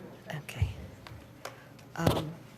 I had some general questions, just looking at the plan, which there's, it's the zoning district, it's page 3, I hope it's still page 3 in the new version, it is.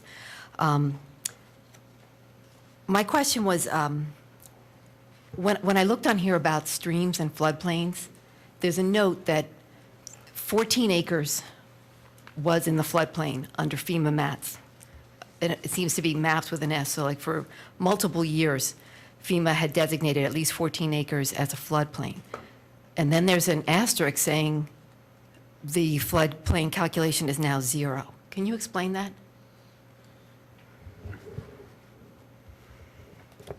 FEMA revised their maps, I believe, in 2006, and they took the flood hazard designation off of the streams that were on this property as part of the map revisions.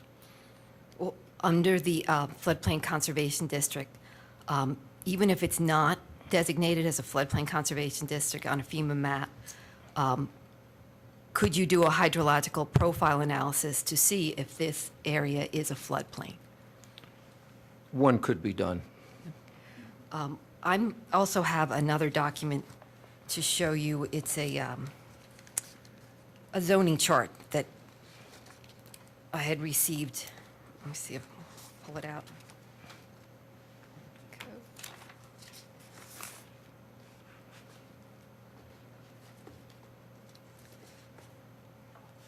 Okay, it's the last one.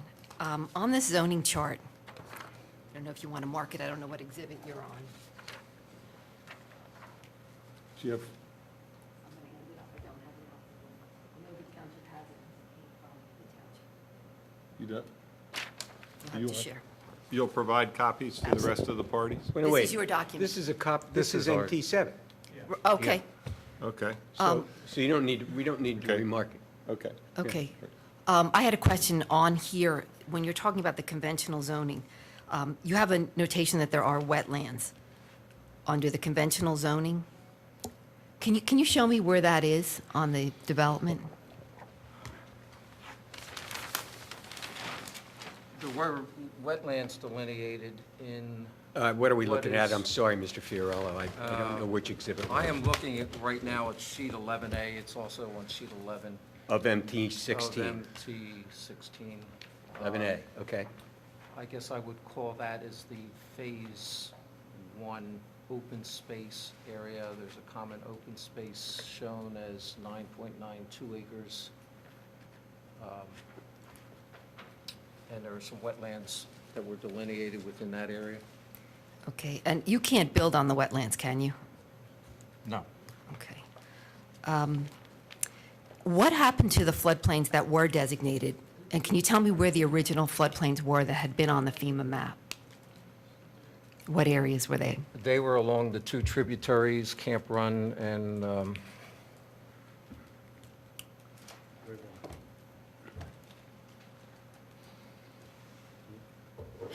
Wigwam? Wigwam Run, I'm sorry, yes. Camp Run and Camp Wigwam Run? Okay. Yes, along through the areas. Camp Run is along the southern portion of the site, and Wigwam Run runs through the middle of the parcel. Do you know if the owner made any changes to change that from being in a floodplain area? How would it become dry, essentially? It is According to the FEMA maps, is how the original floodplain designation was shown on, as designated by FEMA. And like I said, in 2006, FEMA designated, or removed that designation for those streams as part of their mapping. Well, because that area seemed to have been in a floodplain, I believe there's a section under the code that if there's any dispute concerning the boundaries of a floodplain, the township engineer can review it. Would the developer, or would you meet with the township engineer to discuss where the floodplains were, can do how that. they became dry, and just to confirm that, how much is left in the floodplain area? We can do that. Okay. And then the reason I'm asking you is because you have to deduct the floodplain area when you make your calculations. Isn't that correct? That is correct. Okay, so it would be an important factor to consider. Is that correct? Yes, it would affect the required open space. Yes. Also, I'm talking about the slopes. I may be misquoting you, but I had, at the last meeting, I thought you said there were some slopes that were man-made and some that were natural. Did you, when you made your deduction for any steep slopes, did you take off all of the steep slopes that exist? We have shown all these steep slopes based on the topography, based on the 2-foot contours. They're shown in the plans as the brown areas, and all of those areas were taken into account as part of our calculations. So there were none that were excluded that you would say are man-made? Correct. Okay.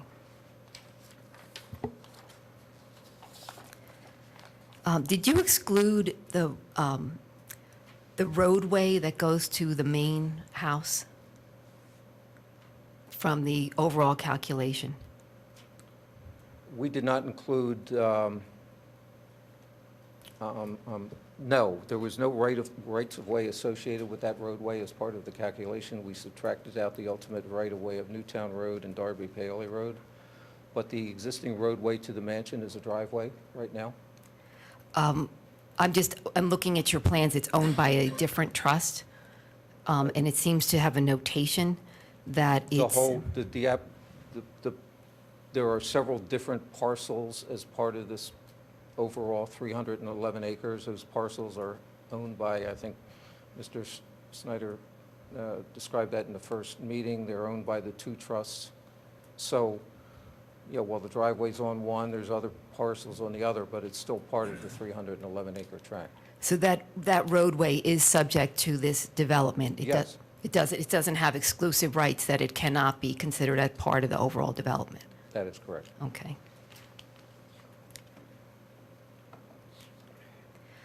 I'm going to ask you now about the zoning in the area, and I'll show you the zoning map. Okay.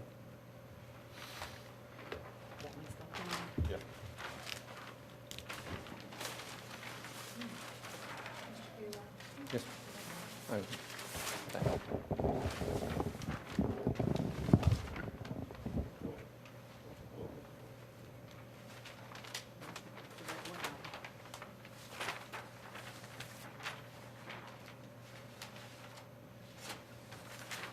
Mr. Fiorella, I'm showing you the zoning map, and I'm going to point to what I think is Ardrossan.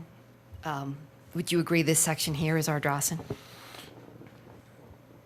If you don't mind, there is a line, I guess, that goes across this land. These different parcels here are showing the various trust parcels. What is identified as 681, and there's a parcel to the one side and to the other. From this line south, as I lay my pointer on the paper, this is what was part of Ardrossan 2. So everything north of this line here is part of the current 311-acre parcel. And when you're looking at the surrounding districts, are they all R1? Right here, this section, Atterbury and Camp. That yellow area is you're showing on the plan, yes. And I'm just looking at it, pointing at a few of the lots. This looks larger than 1 acre. Is that, in your estimation, larger than an acre? Could be. I mean, this is my house, and that's 1.3 acres, so I'm going to Okay. assume that I- the number marked as 745 is probably... Eyeballing it looks like more than, Okay. And I'm looking at Atterbury where I live, and I'm looking at the approximation of the people who live here.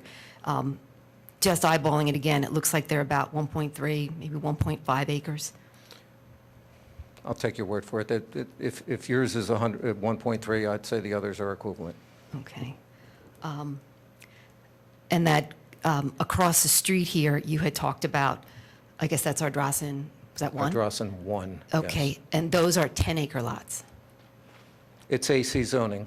It was subdivided into 10-acre lots. It could be two, correctly. but is it deed restricted now to 10 acres?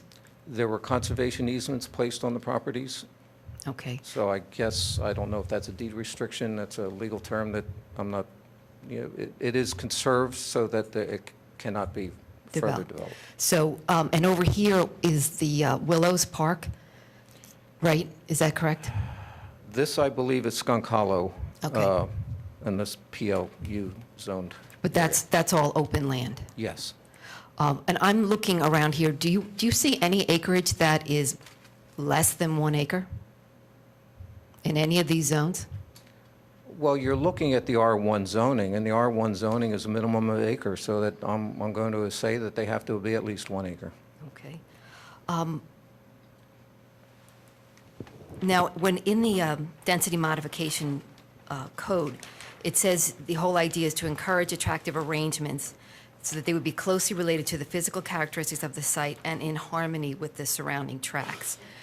I mean, just reading that to you, wouldn't you think that properties that are at least 1.3 acres would be more in harmony, would be in harmony with Atterbury Road? I think that's more of a personal type feeling on how you would interpret that. Would it be related to the same physical characteristics? If You have a different zoning district. I believe that the zoning in the AC district, when under density modification, doesn't have a minimum lot area. You could put townhouses as part of density modification in AC. I thought it was only in R3 and R4. As part of the density modification, you are allowed multifamily homes, I believe. I don't think you are. I think it's only in R3 and R4. I may be correct, but if it is, you're allowed single family, but you're allowed to reduce lot size. Right, but the AC, if it's a residential home, not under density modification, it's supposed to be 2 acres. Under conventional Okay. zoning, yes. And the acres around here we've established are over 1 acre, just by size, even though they're only required to be 1 acre. Is that true? I don't know firsthand on the actual sizes. I'm taking your word for it that if yours is 1.3, the others are similar in size. Okay. I've got to flip back to your plan that is page 10, if you could find that for me. Ma'am, did you mark the zoning map?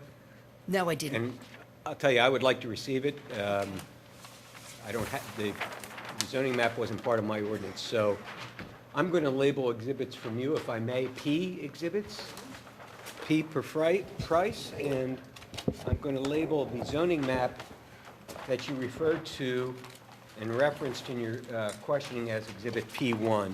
Mr. Bola? Yes. She also questioned the area north of this tract, which is not shown on this map. I'd ask that she include the zoning map for the area north. Oh, this is a partial map? That's a partial map. Oh, I don't want this then. Okay, never mind. No, that's the map that I want to present as my evidence of what's on this side of Newtown Road. Okay. I definitely want that So this is a, presented. I thought this was the entire zoning map. You can't fit the entire zoning Right. map. I but wonder we'll if, be able to Mr. read it. Rice, if we could get for next hearing a zoning map for the township for me. Thanks. Oop. What did I just spill over there? One of my exhibits. Would you help me out? Thanks. Thank you. So I'm going to mark as P1 a document that is a portion. And if I can point out to Mr. Examiner that our location map on sheet 3 of our plan set is a copy of the zoning map in the general area of the property. It's taken from the township zoning map. Okay, thanks for that. Let me look. Yeah, okay, good. And my objection is that she asked questions also about the next map up, and I'd like her to present both maps if she's going to present one. Well, she's entitled to ask questions. She used this as as something that she wanted to represent as relevant to her, and it'll be received as such. Oh, you just took page, when I'm looking at page 10 here, you said some of these lots, I looked at them, and honestly, I can't see from here, they're about 29,000 square feet, 30,000 square feet. 35,000 square feet. But are there any that are 29,000? Could be. Well, I'd like you to look at it because I know there is one. I would have to look at it. Okay. And bear with me, please. Would you say roughly, whether it's 30,000 or 29,000, is that about 0.7 acres? 0.7 of an acre?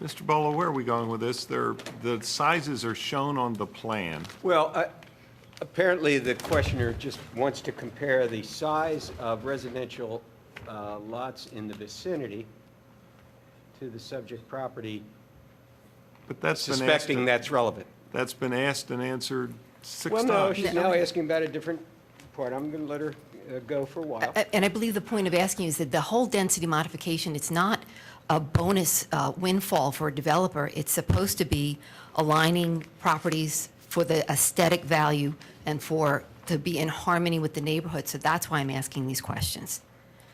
I'm going to look on here. Do you see any of that are 29,000? I see one here that is 29,289 square feet. Okay.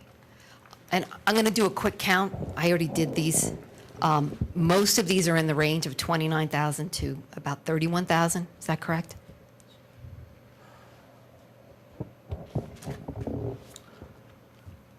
There are 30,900, 34,500, 35,000, 33,000, 32,500.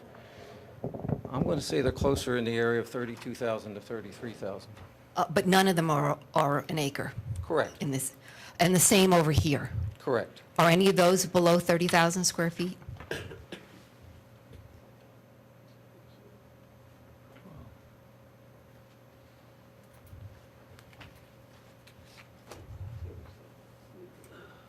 Or approximately. I mean, I'm not trying to get 30,000 or below as an issue. Just they're around 30,000, 31,000 square feet. Correct.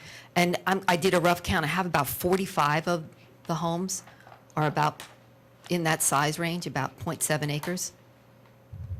We can count them together if you'd like. One, I'll take your word for it.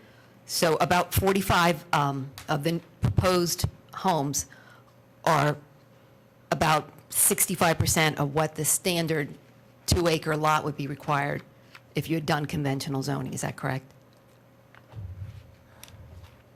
Again, I think we're talking apples and oranges here, but 2-acre I'm just asking to verify the conventional size. zoning is 2 acres. There Right. are some here that are less, yes. And this, if it were conventional zoning, these lot size as proposed are about 65% smaller than what you would have under conventional zoning. Yes, and you would have a lot more roadways to go Okay. along with them. That's fine. You could strike that part if you, but I don't want to play that. Okay, so now there's also a section in the density modification code that says there should be, consideration shall be given to the arrangement and the location of common space to take advantage of the physical characteristics of the site and to place common open space within easy access and view of the dwelling units. Now, I need to go back to your plan that shows the common open space, which I had in here, it looked like dark brown. I believe it's 10. This is We're in the sheet 10. 11A. Sheet 11 is similar. The open space is shown in green. Okay. So I'm going back to this section and saying that the common open space must be within easy access of the dwelling units. Can you tell me how this dwelling unit can get to the common open space here?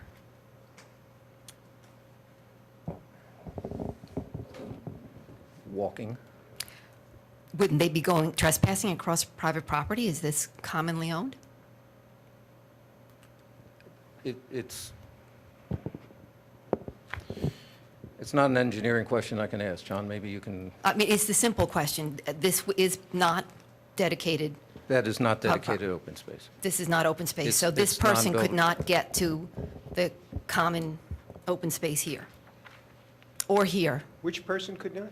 Up here in the corner of the 29,000 square foot, Could not get to which open space? the green space, which is, If they walk down the road there, couldn't they get to it? Someone could very easily walk down the road and access through that frontage on the road. but that open space is going to be deeded to a conservancy group. It's not going to be public open space. The roadway here is public. But this road, this area here is not public. Isn't that true? Losing you here, Mr. I- Price. I'm losing it too. You're referring to the common open space. Yes, and I'm So trying, it's public to the extent that it's the common open space of the development. but does we've been told that's not, that it's accessible. These people can't just traverse across people's property to get to it. No, but as I'm looking at this plan and your pointer, there's a road right to it. I understand that, but they cannot get to the 9 acres. They may be able to see get to a small sliver, but they cannot access. They could walk into it. How can they walk into, do they own it? If they live there, it's part of their common open space. And they can all use that Yes. space?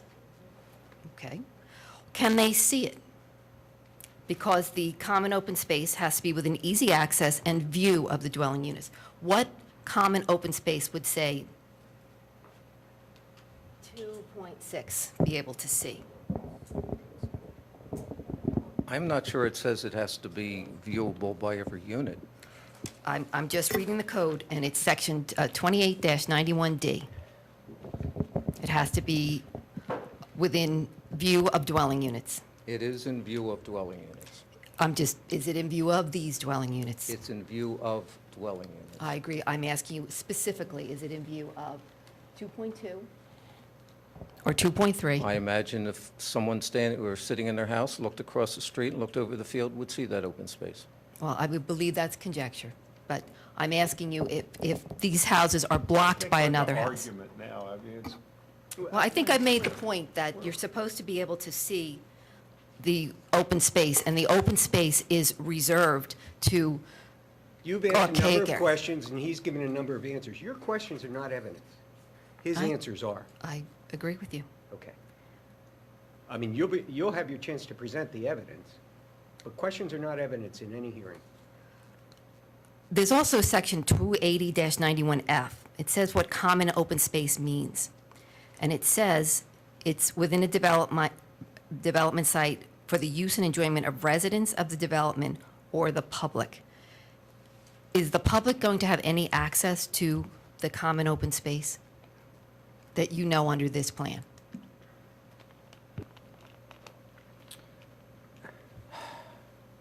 The roadways will be public. People can travel down the roadways and will have access to that. Okay, but there will not be any tracks, trails or anything that you know of? Not that I know of. Okay. When you did the plotting of the lots, did you plot any deed restrictions No. or any, like, historic designations? As part of conditional use, no.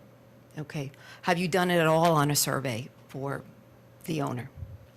I'm not understanding your question. Well, I just, sometimes when you get someone to do a survey, and if there are deeds of, if there's any We- restrictions, he asks the engineer to plot them. I'm just asking if you've ever done We it. did a full survey of the property, and there are no restrictions to my knowledge. Okay.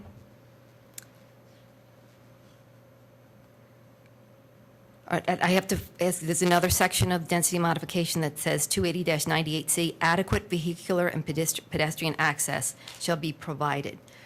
There's an issue about the size of cul-de-sacs. Can you tell me if it's this cul-de-sac or this cul-de-sac that was indicated to be, I believe, 30 feet, and it needed to be around 60? All the cul-de-sacs here are less than the township requirements of 60, and we're requesting variances Of how many feet? 60-foot radius, I believe, is the right-of-way for the, Okay. So as it exists, it's not adequate vehicular access? Objection. That is for a conclusion, a legal conclusion under the ordinance. Can you answer the question? a vehicle can get into the cul-de-sac and turn around. They can make, there is adequate room to turn a vehicle around in the cul-de-sac. Right. And this is a saldo provision? Yes, it is. Right. And you're seeking a waiver from? Yes, sir. Okay. That's really not relevant to this proceeding, but okay. At Okay. least now I understand what it's about. I agree, but it is part of the density modification. It's a requirement now, not just in Saldo. That's my point. Okay. Are you familiar with conservation easements? Somewhat. Weren't you my engineer when I did my conservation easement? I believe I was. Okay. When we went through that process, I had tried to subdivide my property, and then I decided not to subdivide my property. We had talked extensively about doing the conservation easement at that point. And when we had gone through the subdivision, wasn't it true that I didn't really have to complete the subdivision to say that I could have developed the land? It's almost like you get to a point that you can prove you're close enough, but you don't have to go through with the complete subdivision process. That is correct. Okay. It's sort of a relaxed sort of zoning process to get to that standard that I had land that I could have developed. I could have done it. I don't have to go through subdivision, but I could still donate it. Is that your understanding of That's my what we did? understanding. Okay. Now, I'm looking in here, and I'm just going to use, you have so many numbers floating around. Yes. Let's use 64 houses. Could you have, well, my first question would be, have you plotted out this area, if it's going to be donated as a conservation easement, to see how many houses would be in there to get a value of what the conservation easement would be worth? No, I have not. Okay. Let's go back to the 64 houses. If there were a plan that were approved, just for 64 acres total, 64 acres or 64 lots? 64 lots, I'm sorry, total. So, and you have either under Phase 1 or Phase 2. If you did that and you had Phase 1 is the investment acres, the area that we're so concerned that we cannot admit now can't be developed, or we wouldn't have a conservation easement, could we grant the 64 acres to 64 lots to Phase 1? And if Phase 1 doesn't develop, because now they had the full right to develop, they're going to get their conservation easement, they're going to get their full tax value. If they don't develop, could then they go to Phase 2 and put the same 64 over here? And you have 4 or 5 plans, do a fifth plan where you have one with, say, 64 houses where it is fully developable, or it's going to be Phase 2 with 64 houses. I think we're looking at 64 lots over 311 acres. I'm not sure how you would That's- phase that. Do 87 lots, and I'm just trying to pick a number. I'm not trying to restrict you to 60. 87 lots. I mean, Okay. it was, the layout was chosen to take advantage of the conditions of the site, the views, to protect the watersheds, to protect the slopes, and make use of the visual features. So the development was spread out through the site. Now, I don't know if you're asking me to concentrate it in one area. I'm not sure what you're asking. I'm asking if you could concentrate it in one area, and under your understanding of a conservation easement, the idea is it's 87 max. So a standard cluster development. Standard cluster, put it in the middle, and if Phase 1 doesn't develop, which is exactly what Eddie Scott has testified, he does not want to develop it. His only holdup is the IRS, and how do you get a conservation easement through? That's how you get it through. You show a plan with 87 houses, and then those people decide not to build. And if they decide not to build, they get their tax break. If they do build, then you're done. It's 87 acres. And maybe that's the scenario that you could do that would work. Your Honor, you have the agreement of sale. The agreement of sale has requirements on us to seek approvals for the whole property. We can't, this isn't a property that we own. It's property we have under agreement of sale. She's asking, can you do phase one first and forget the other phases? And then gift that part, and then go to another phase and do a new density modification.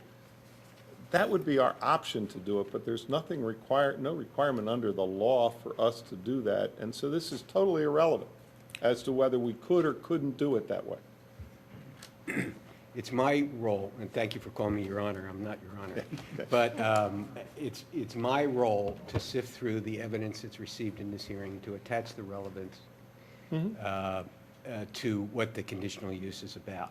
So while I agree that this is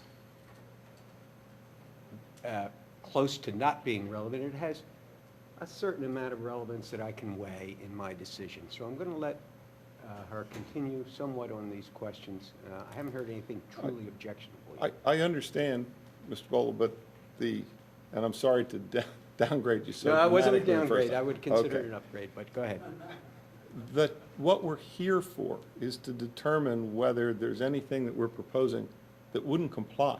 It's not an option of either the township or the protestants as to how we propose our use. It's what we understood. propose. It's And we're understood. now into a lot of, well, why couldn't you do it another way? Why couldn't you move units here or there? Right. The only answer is because we want them here and we have a right to have them here. Mr. Schnoeder, you and I are land use lawyers. I understand that, you understand that. I don't think that Ms. Price is a land use lawyer. And she's not aware of all of the ramifications of the law, et cetera, like that. So I'm going to allow some leeway with regard to the public questioners and this attorney, who's not, although an attorney, is not, are you a land use No. lawyer? Okay. Good, I'm glad I'm going to allow a certain And that was a amount little of leeway. condescending, but it's okay. I'm sorry, but I mean, I'm going to allow a certain amount of leeway. Or I could allow you no leeway whatsoever. I see. I shouldn't Yeah. have said that. Yeah. Don't be smart to the judge. It's never a Right. good idea.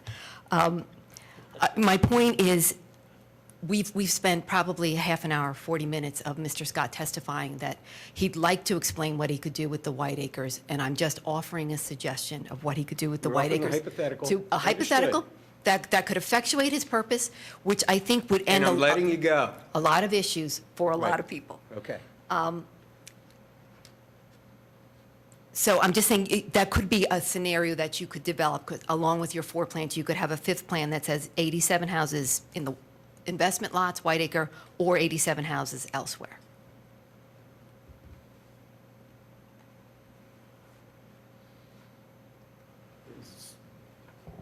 That a question of me? Yeah, I'm just asking me if to- you could do that. As an engineer, if I told you to do that, could you bring a plan in that looked like that? As an engineer, I could. I'd have to get direction from my client to do so. Okay. That's it. Thank you very much. Thank you. Okay. Next witness. I have a couple of redirects. Oh, you have some redirect? Okay. Yeah. Let's try and make this pretty quick, Mr. Fiorello. When you talked about the emergency access to the cul-de-sac in Phase 3, you also talked about a proposed driveway to Lot 5.1? 5-1. 5-1, that would also still have an access to Darby Paoli Road. Yes. Could that be used as an emergency access if necessary? Yes, it probably could. You were asked about road widths that you propose, and those road widths were waiver road widths, weren't they? Yes, they were. If the road widths were required at subdivision to be the statutory road widths, you could provide for them? Yes, we could. One point you mentioned lot 1.18. Is there a 1-18? I believe there is not a 118. It was probably 1-10, which I probably misread at this late hour of the night as 118. Are you making any requests for on-lot sewage? No. In Ardrossan 1 and 2, the 10-acre lots in 1 and 2, were they restricted against further subdivision? No, they were not. So when the subdivision for those lots were approved, it wasn't everything that could ever be done on those lots. You could have had each of those lots subdivided into 2-acre lots, couldn't you? Yes, you could have. So the density could have been 4 times? Up to the maximum allowed by the lot area, whatever that number was, yes. Okay. The questions about floodplain and steep slopes and whether you allocated all of it or subtracted all of it, if there had been more floodplain or more, if there had been floodplain or there had been more steep slopes, would the effect of subtracting that been to increase or decrease the amount of open space that was required on the site? I believe it would not have had any effect on the open space. It may have an effect on the lot yield. You were asked whether this development was referenced as an unusual density modification. Do you have any opinion as to what is unusual about this density modification application in light of the others you have worked on? The other ones, the other density modification plans that I had worked on provided the open space as a way of getting an increase in lot yield. So this one is different in such that we're requesting less than what would be required under conventional zoning. That's all I have. Okay. Mr. Rice? I have no other questions. Questions? Mr. Edelman has none. Ms. Kreitler? Price, Brian Price. No, I'm going in an order here. Oh, I'm sorry. That's all right. You may be next. Ms. Morgan? Questions? Ms. Price? Mr. Price? There you go.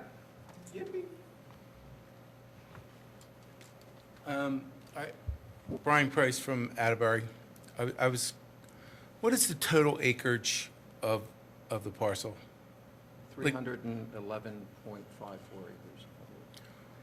Why would you engineer cul-de-sacs or roadways with all that space that you need to get easements, or like, why do that?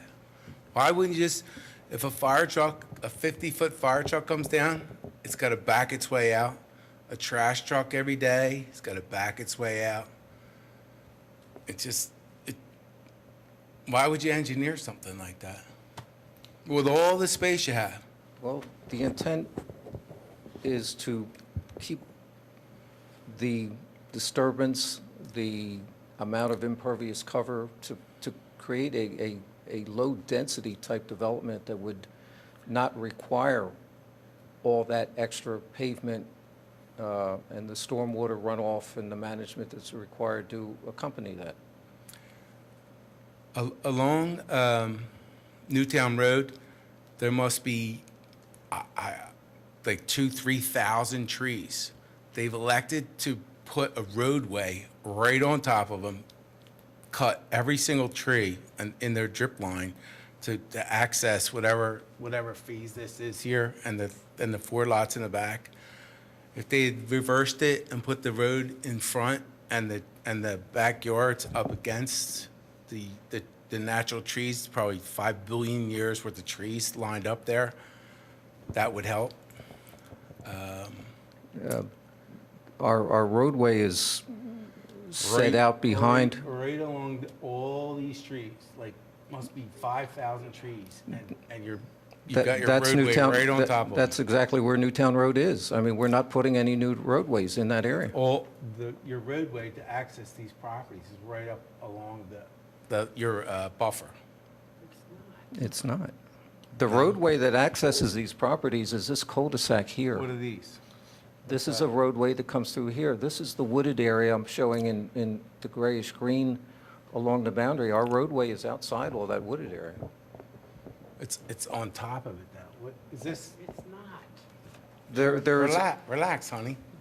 There is a cut through the area to bring the roadway in, but, you know, it's another thing if we were to widen the roadway and No, widen just the move, right of I way. was just saying, move it away from the trees. And We have and to one come other- through one other that- thing Whoa, is, whoa, whoa, one at a I'm sorry. time, you can't, Okay. lady's got to take down somebody, only one person at a time, so She's wait a till he's fast done an typer, I answer, could say. and then go. All right, go ahead. We do have to take some trees to come down and access. We're coming in perpendicular to Newtown Road to minimize the opening through that treed area. And it's just an opening, and again, that's one of the reasons to keep the roadway width narrow, to keep the right-of-way width narrow, so we don't have to take down as many trees in order to get the access into the site. I also noticed this area here, this plot, is that owned separately from the rest of the parcels? All the It parcels, seems like this one is crowded. I believe the gentleman. Well, wait, let's get an answer to your first question. Okay. it's not owned separately than any other part. It is part of, there are a number of trust parcels that own the 311 acres, and that is part of that 311 acres owned by the trust. I I'm- beg to differ. I believe this gentleman here owns this piece, and that's why it's crowded. I beg to differ. Okay, So you'll have an opportunity to present any evidence you wish to about that okay. at a later time. I guess I'm done crabbing. Thanks. Thank you, sir. Dave's a good buddy, too. Just to make sure, Mr. Fiorello, the area of trees along Newtown Road, is that going to be disturbed? No, The area, other than the entrance? other than the entrance coming in. The area then east of that along Newtown Road and south along the property line, then west and south along the property line, are those treed areas intended to be disturbed? They are intended to be preserved the way they are. Thank you.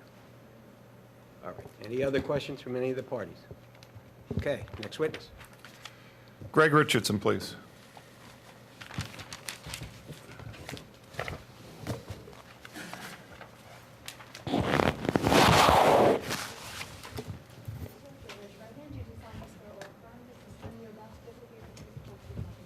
I do. My full name is Robert G. Richardson. I go by my middle initial, Greg. Mr. Richardson, what is MT-18? MT-18 is my curriculum vitae. And would you just real quickly give your professional background and experience?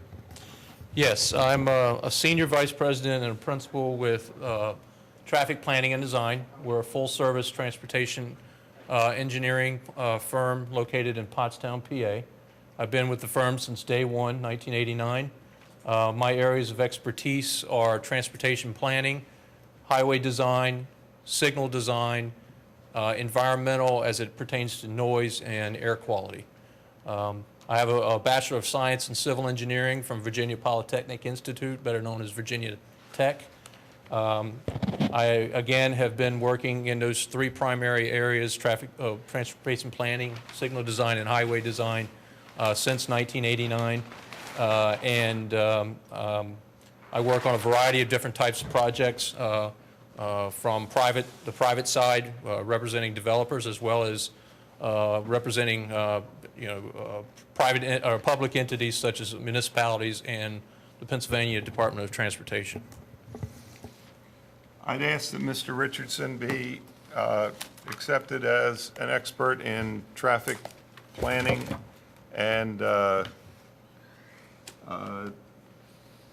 transportation engineer.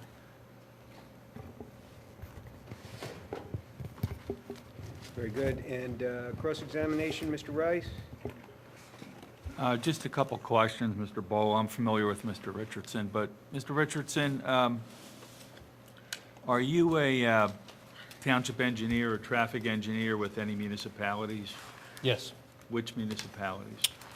We are presently the traffic consultant for Limerick Township, Lower Pottsgrove Township, East Marlborough Township in Chester County, Bensalem, Warminster,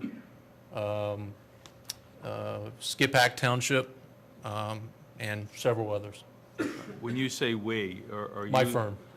But are you the lead engineer, as traffic engineer with any of those municipalities? Yes, Lower Pottsgrove and East Fallowfield, which I didn't mention. How about any municipalities in Delaware County? Our firm, I do not represent any Okay. municipalities in Delaware County. And have you testified as an expert before in front of local zoning hearing boards or hearing officers or governing bodies in these types of zoning cases? Yes, I have. And how often? I've probably been qualified in over 50 different municipalities in Pennsylvania, Delaware, and New Jersey. Okay. Ever in Radnor Township? Radnor Township, no. I don't have any other questions. Okay. Mr. Ardrossan, any questions? All right. Ms. Kreitler? Ms. Morgan? Ms. Price? Mr. Price? Okay. I find that I think Mr. Richardson's qualified in front of one or more of my boards in the past, too. I find him qualified to testify as an expert in traffic planning, traffic engineering. Thank you. Okay. Mr. Richardson, are you familiar with the requirement of Radnor Township Code Section 280-100 dealing with the application for a density modification plan, specifically subsection 9? Yes, I have reviewed this section. And what does that section require? In terms of transportation, there is a line item number 9, which states the results of traffic studies taken on the surrounding and nearby roads. And did you prepare, did traffic planning and design prepare, with your involvement and supervision, a transportation impact study for this application? We did. And is that what is marked M19? Yes, MT 19. MT19. And would you explain to the hearing examiner first the methodology of that? Yes. The first step that we took with completing the traffic impact study for this particular application was to consult with the township's traffic consultant. When you're beginning a study of this nature, it's important to get not only comply with the municipal ordinances, but also try to address any issues that may be apparent and may be brought to light by the township's traffic consultant as well as township staff. So we consulted with the traffic consultant, Gilmore Associates, to determine the level of review that would be undertaken for the traffic study. In this case, the number of intersections, what time periods to look at, and what other information that they might require. And then what did you do? The next step was to actually proceed with the actual traffic study. And the first step with that traffic study is to collect the local data. We undertook a data collection task, which involved the actual data collection of traffic volumes at 6 of the adjacent intersections in the area, in the vicinity of the proposed site.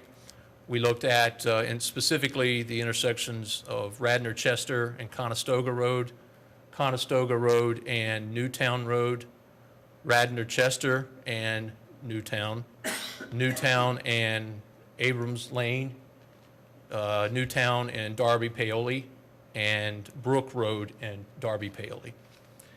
The next step was, once we identified the intersections, was to determine the time periods that we would analyze. For a residential development, the highest or worst case conditions for this land use would be the commuter peaks. And the commuter peaks for a residential development will coincide with the adjacent roadway network's peak hours. And what we typically do, and what we did under the study, was we conducted manual traffic counts. And what I mean by manual is we physically had someone at the intersection counting the turning movements, right turns, left turns on each approach during 2 time periods, 7 to 9 a.m. on a weekday, and 4 to 6 p.m. on a weekday. The intersections also, the roadways themselves, we conducted corridor traffic counts, meaning we documented traffic volumes on a 24-hour basis on the 2 principal roadways adjacent to the site, those being Darby Paoli Road as well as Newtown Road. The next step was to determine other characteristics such as where the location of the driveways will be, conduct a field visit to those locations, and to perform a survey in the form of the safety and efficiency that would be afforded to these driveways. Specifically, what we do and what we did do as part of this study was to physically go out to the locations, measure the site distance. The site distance in this case is what a driver entering or exiting the site would encounter once the site would be built and under operation. The particular driveways, in this case, we have 5 driveways on Newtown Road and 5 driveways on Darby Paoli Road. Some of those are existing and some are proposed. The next step was to conduct the analysis that we need to determine the impact of this particular site. One thing that I like to preface with what when we undertook this study, it was that we were given a plan that had 87 dwelling units, single-family dwelling units. We are, based on conversations with the applicant, our client, aware that there are 14 residences on the property right now in the form of 11 houses. I believe there's a few that are twins. Therefore, there is existing traffic related to the use of the property now. However, we did not take a credit for those, meaning we did not subtract those out. We assumed 87 new homes would be built on top of what's out there now. So essentially you have, with the 87, you would have a final count of 101 homes but that is not really the case. You're actually having 14 of those are already there, so it would be a net increase of 73 under the current plan. The next step is to determine the traffic that's going to be generated by this particular land development. 87 homes. We have the methodology that we use as transportation planners is to consult the Institute of Transportation Engineers data that is available. What we refer to is a manual called the Trip Generation Manual. It's a compendium of land uses, studies that have been done for existing land uses across the country, for different land uses, including residential developments. In fact, residential developments has the most studies in it and has the most data available. So what we're using is the information that's provided. It's nationally accepted by all planning agencies and reviewing bodies across the country, meaning county reviewing bodies, PennDOT, as well as municipalities. Well, for a site of 87 homes, what we, again, will do is use the formulas that are provided and determine what traffic would be generated for a 87 home development during a 1-hour time period. We focus on a 1-hour time period because it represents the worst case conditions, the highest volumes that would be generated on a daily basis. Again, I'll refer back to the situation that what we look at is 2 peak hours during the day, the morning peak hour and the evening peak hour. So when we do our analysis, we're making a comparison of conditions with and without the development. That's the essential roots or purpose of the study, is to compare pre-construction conditions to post-construction. Once we have the volumes that are generated by the site, we will then conduct the analyses using computer models that are afforded to the planners, transportation planners, and we will conduct an analysis and an evaluation of the subject intersections. The subject intersections are evaluated on a grading system. Much like you're graded in school, we evaluate intersections and grade them on a level of service, what we refer to as a level of service basis. From an A, meaning the most desirable levels of service, to a level service F, which represents failing conditions, highly congested conditions, and typically unsafe conditions. Based on the data that we have analyzed, the existing traffic volumes that we collected, the comparison of the pre-construction to the post-construction, we are able to come to the conclusion that the construction of this site, based on the traffic volumes that it will generate, will not have an adverse impact on the roadway network that's adjacent to the site. It will add traffic. Every development will add traffic. However, it's the amount of traffic that it does add and how it compares to with and without the site being built. So therefore, we feel that we have produced a plan that has access points that are safe and efficient, meaning we feel that our drivers, the residents that pull into the site, will not have create any undue congestion or hazardous conditions, not only for the vehicles that are turning into the development, but also for the vehicles that are actually on the roadway network existing today. Now, Mr. Richardson, let me explore that with you just a little bit. You named the intersections that you studied. Yes. And you gave the fact that there are letter grades for intersections. What range of letter grades did the intersections have in their current state?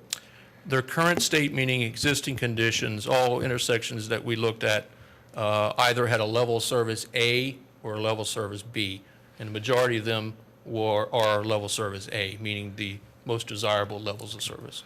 And with this development in place and the background increase in traffic that you studied, that you added as a part of your study, do any of those intersections then degrade in letter grade? There are two instances during two separate peak hours where the level of service degraded from a level service A to a level service B. But nothing to a level of service C? No level service C, D, E, or F. Okay.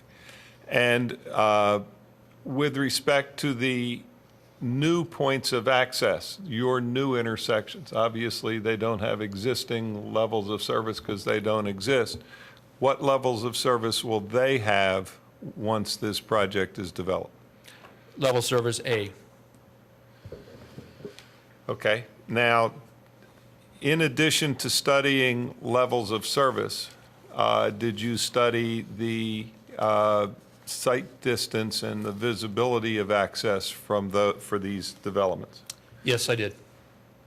And what did you determine?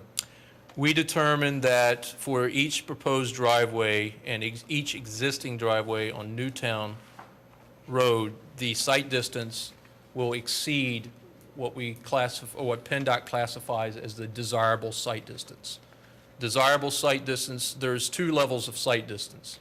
There's what we call the safe stopping site distance, SSSD. That is the minimum site distance that's required for any access point out onto one of PennDOT's roadways, as well as a municipal roadway also. The desirable level of service takes into account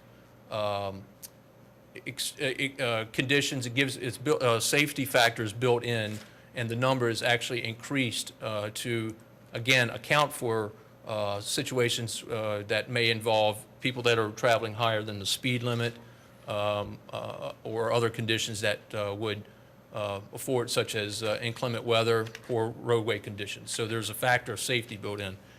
In all cases that we analyzed, and as documented in the study, the desirable site distance will be provided at all driveways and for all turning movements in and out of the site. Now, it's at Newtown Road? That's Newtown. Okay, now let's talk about Darby Paoli Road. There is the lot that we've talked about, 5-1, that the testimony has been that they're putting a driveway to that off of the cul-de-sac. What did you find with respect to the site distance of the existing driveway there? The existing driveway, again, is located just south of the intersection of Darby, Paoli, and Newtown. It's it's probably about 1,000 feet. Due to vertical curvature and horizontal curvature that exist on Darby, Paoli, there is limited site distance for vehicles that would exit as well as enter the site. So do you concur that it's a good idea to add a driveway off of that cul-de-sac? Not in that, or not at that location. No, a driveway to that in lieu of the driveway onto Darby, Paoli. I'm sorry, I misunderstood. Yes, it's a good idea to consider access to the cul-de-sac. Okay. Now you have the complex where the barn is, which is intended to be 4 lots. First of all, would you describe what is the import of that being 4 lots? 4 lots, PennDOT has a criteria of classification of their driveways. They go from minimum, low, medium to high volume. High volume is typically what you would see for a shopping center. Larger design, usually signalized. A minimum use driveway is typically what you would have for a single lot home or any driveways that serve 4 or less properties, 4 or fewer properties. In this case, since there are 4 lots proposed to access out onto this existing driveway, this driveway would be classified as a minimum use driveway. And what did you find with respect to the site distance at that driveway? Based on a field visit that we conducted, similar to what we did at the other locations for the driveways, we determined that, is our opinion or my opinion, that the safe stopping site distance will be provided at this intersection. Now, which intersection is this now? The one that exists on Darby, Paoli? The one that serves the lots 5-2, 5-4, and 5-3, and I believe 5-5. So it's 5-2 through 5-5. Mr. Bola, it's right here. It serves the complex that comes from the barn. Yes, got it. Okay, there are no new accesses on Darby, Paoli. Okay. And I showed you something that's been marked Exhibit MT23. What is the 2 pages of MT23? MT23 is photographs taken from the driveway, the existing driveway location, in both directions for along our Darby Paoli Road. Now, what time of year were your traffic counts taken? We conducted our traffic counts due to the timing of the application in July of 2013. Okay. Now, when you conduct a traffic count at a specific time of year, is there a way that is normally used by traffic engineers to equate that to other times of the year? There is in the case of traffic counts that are taken during the summer, there's a methodology that can be undertaken, which is to consider a factor that PennDOT provides for adjusting the traffic volumes to a certain level that would be representative of an average day during the year. Okay. And did you examine your numbers against that calculation? Yes, we did. And what did you determine? We determined that if you apply the factor that PennDOT has, and this factor is readily available on their website, we determined what the factor would be specifically for Darby Paoli Road, that if you were to adjust the traffic counts that we conducted to using this factor, which is basically a percentage of increase, we found that our volumes were very similar, very comparable to what would be representative of And again, we're using PennDOT's volumes on their roadway, using their adjustment factor. Our volumes, when you compare the two numbers, are very comparable. Okay. So from that determination, did you conclude whether your numbers were out of line with what would be expected during, for example, the fall months? We felt that the analyses using or specifically the traffic volumes we felt were appropriate using when you compare it to PennDOT's numbers. Okay.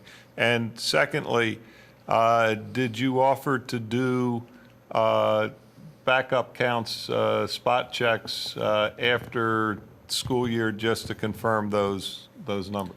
We did. As part of the review completed by the Township's traffic consultant, it was a request by the consultant that we conduct spot checks or spot traffic counts during certain times of the year to basically validate the accuracy of the numbers.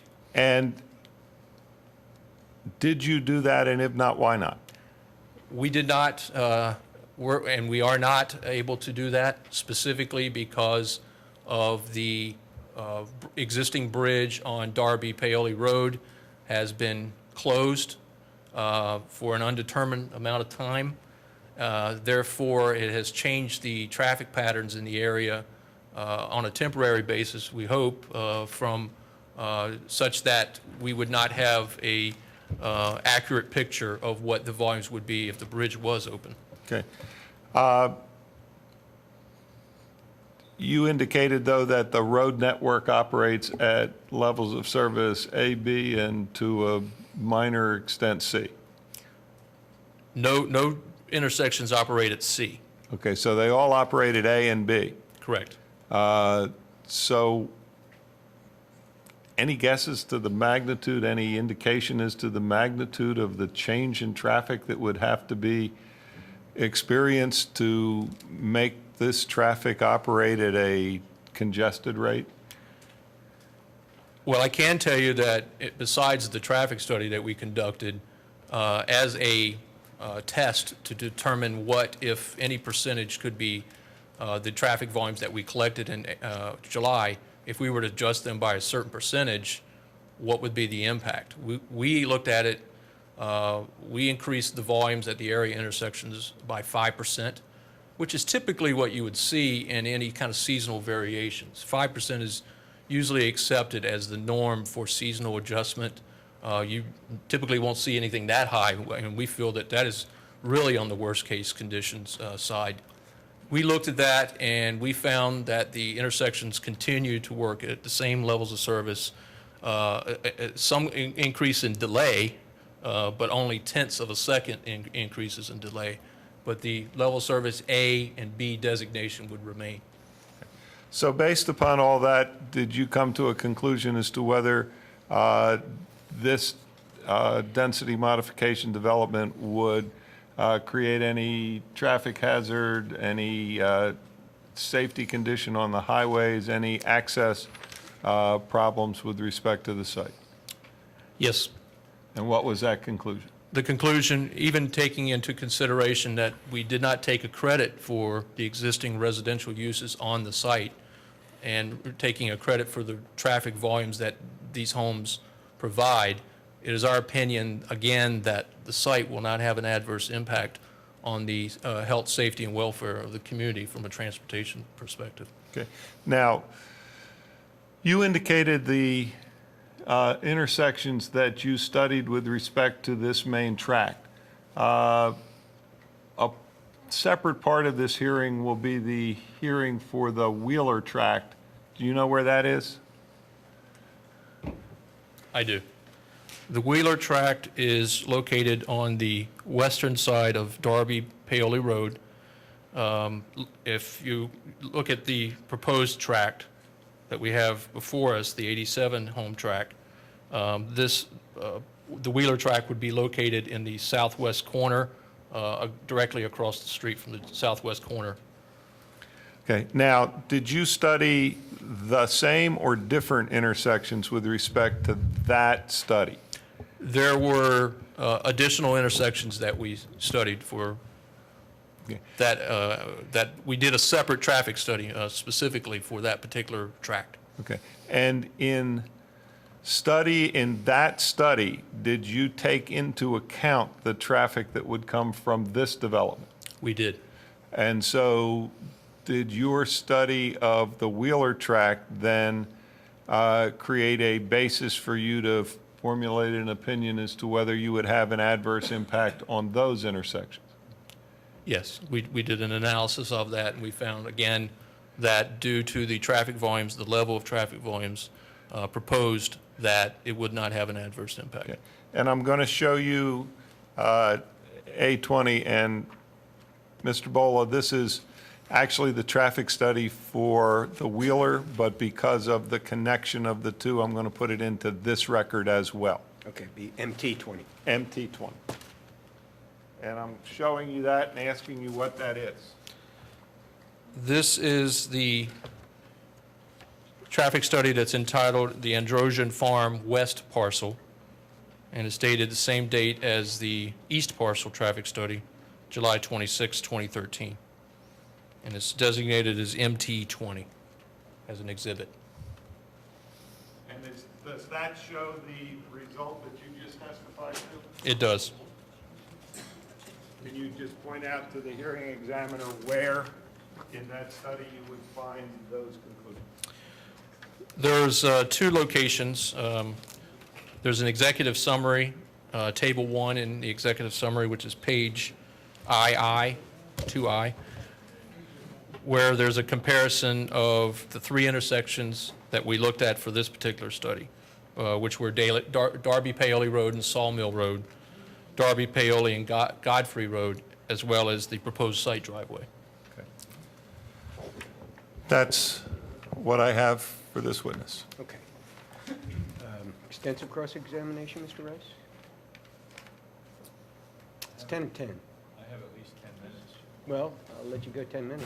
Do you have more than that? I'm going to have to pick up again. All right. Well, we're close anyhow. We have a couple of housekeeping things to take care of. This is as far as we'll get this evening. I do want to announce that, I think I previously announced that the next hearing will be October 29th. That also will be at 6:30. We've also selected 2 additional hearing nights in November that I'd like you to mark off and plan for. And they are November 14th, Thursday, November 14th, and Thursday, November 21st. Again, these were established based upon availability of rooms, council schedules, et cetera. So please mark those down. As in the past, the commissioners have asked me to issue additional public notice, so there will be short public notices of those 2 hearings also. So please plan for them. I'm sorry? 6:30, I'm sorry, 6:30 p.m. for those also. So thank you all very much, and we will see you again on October 29th.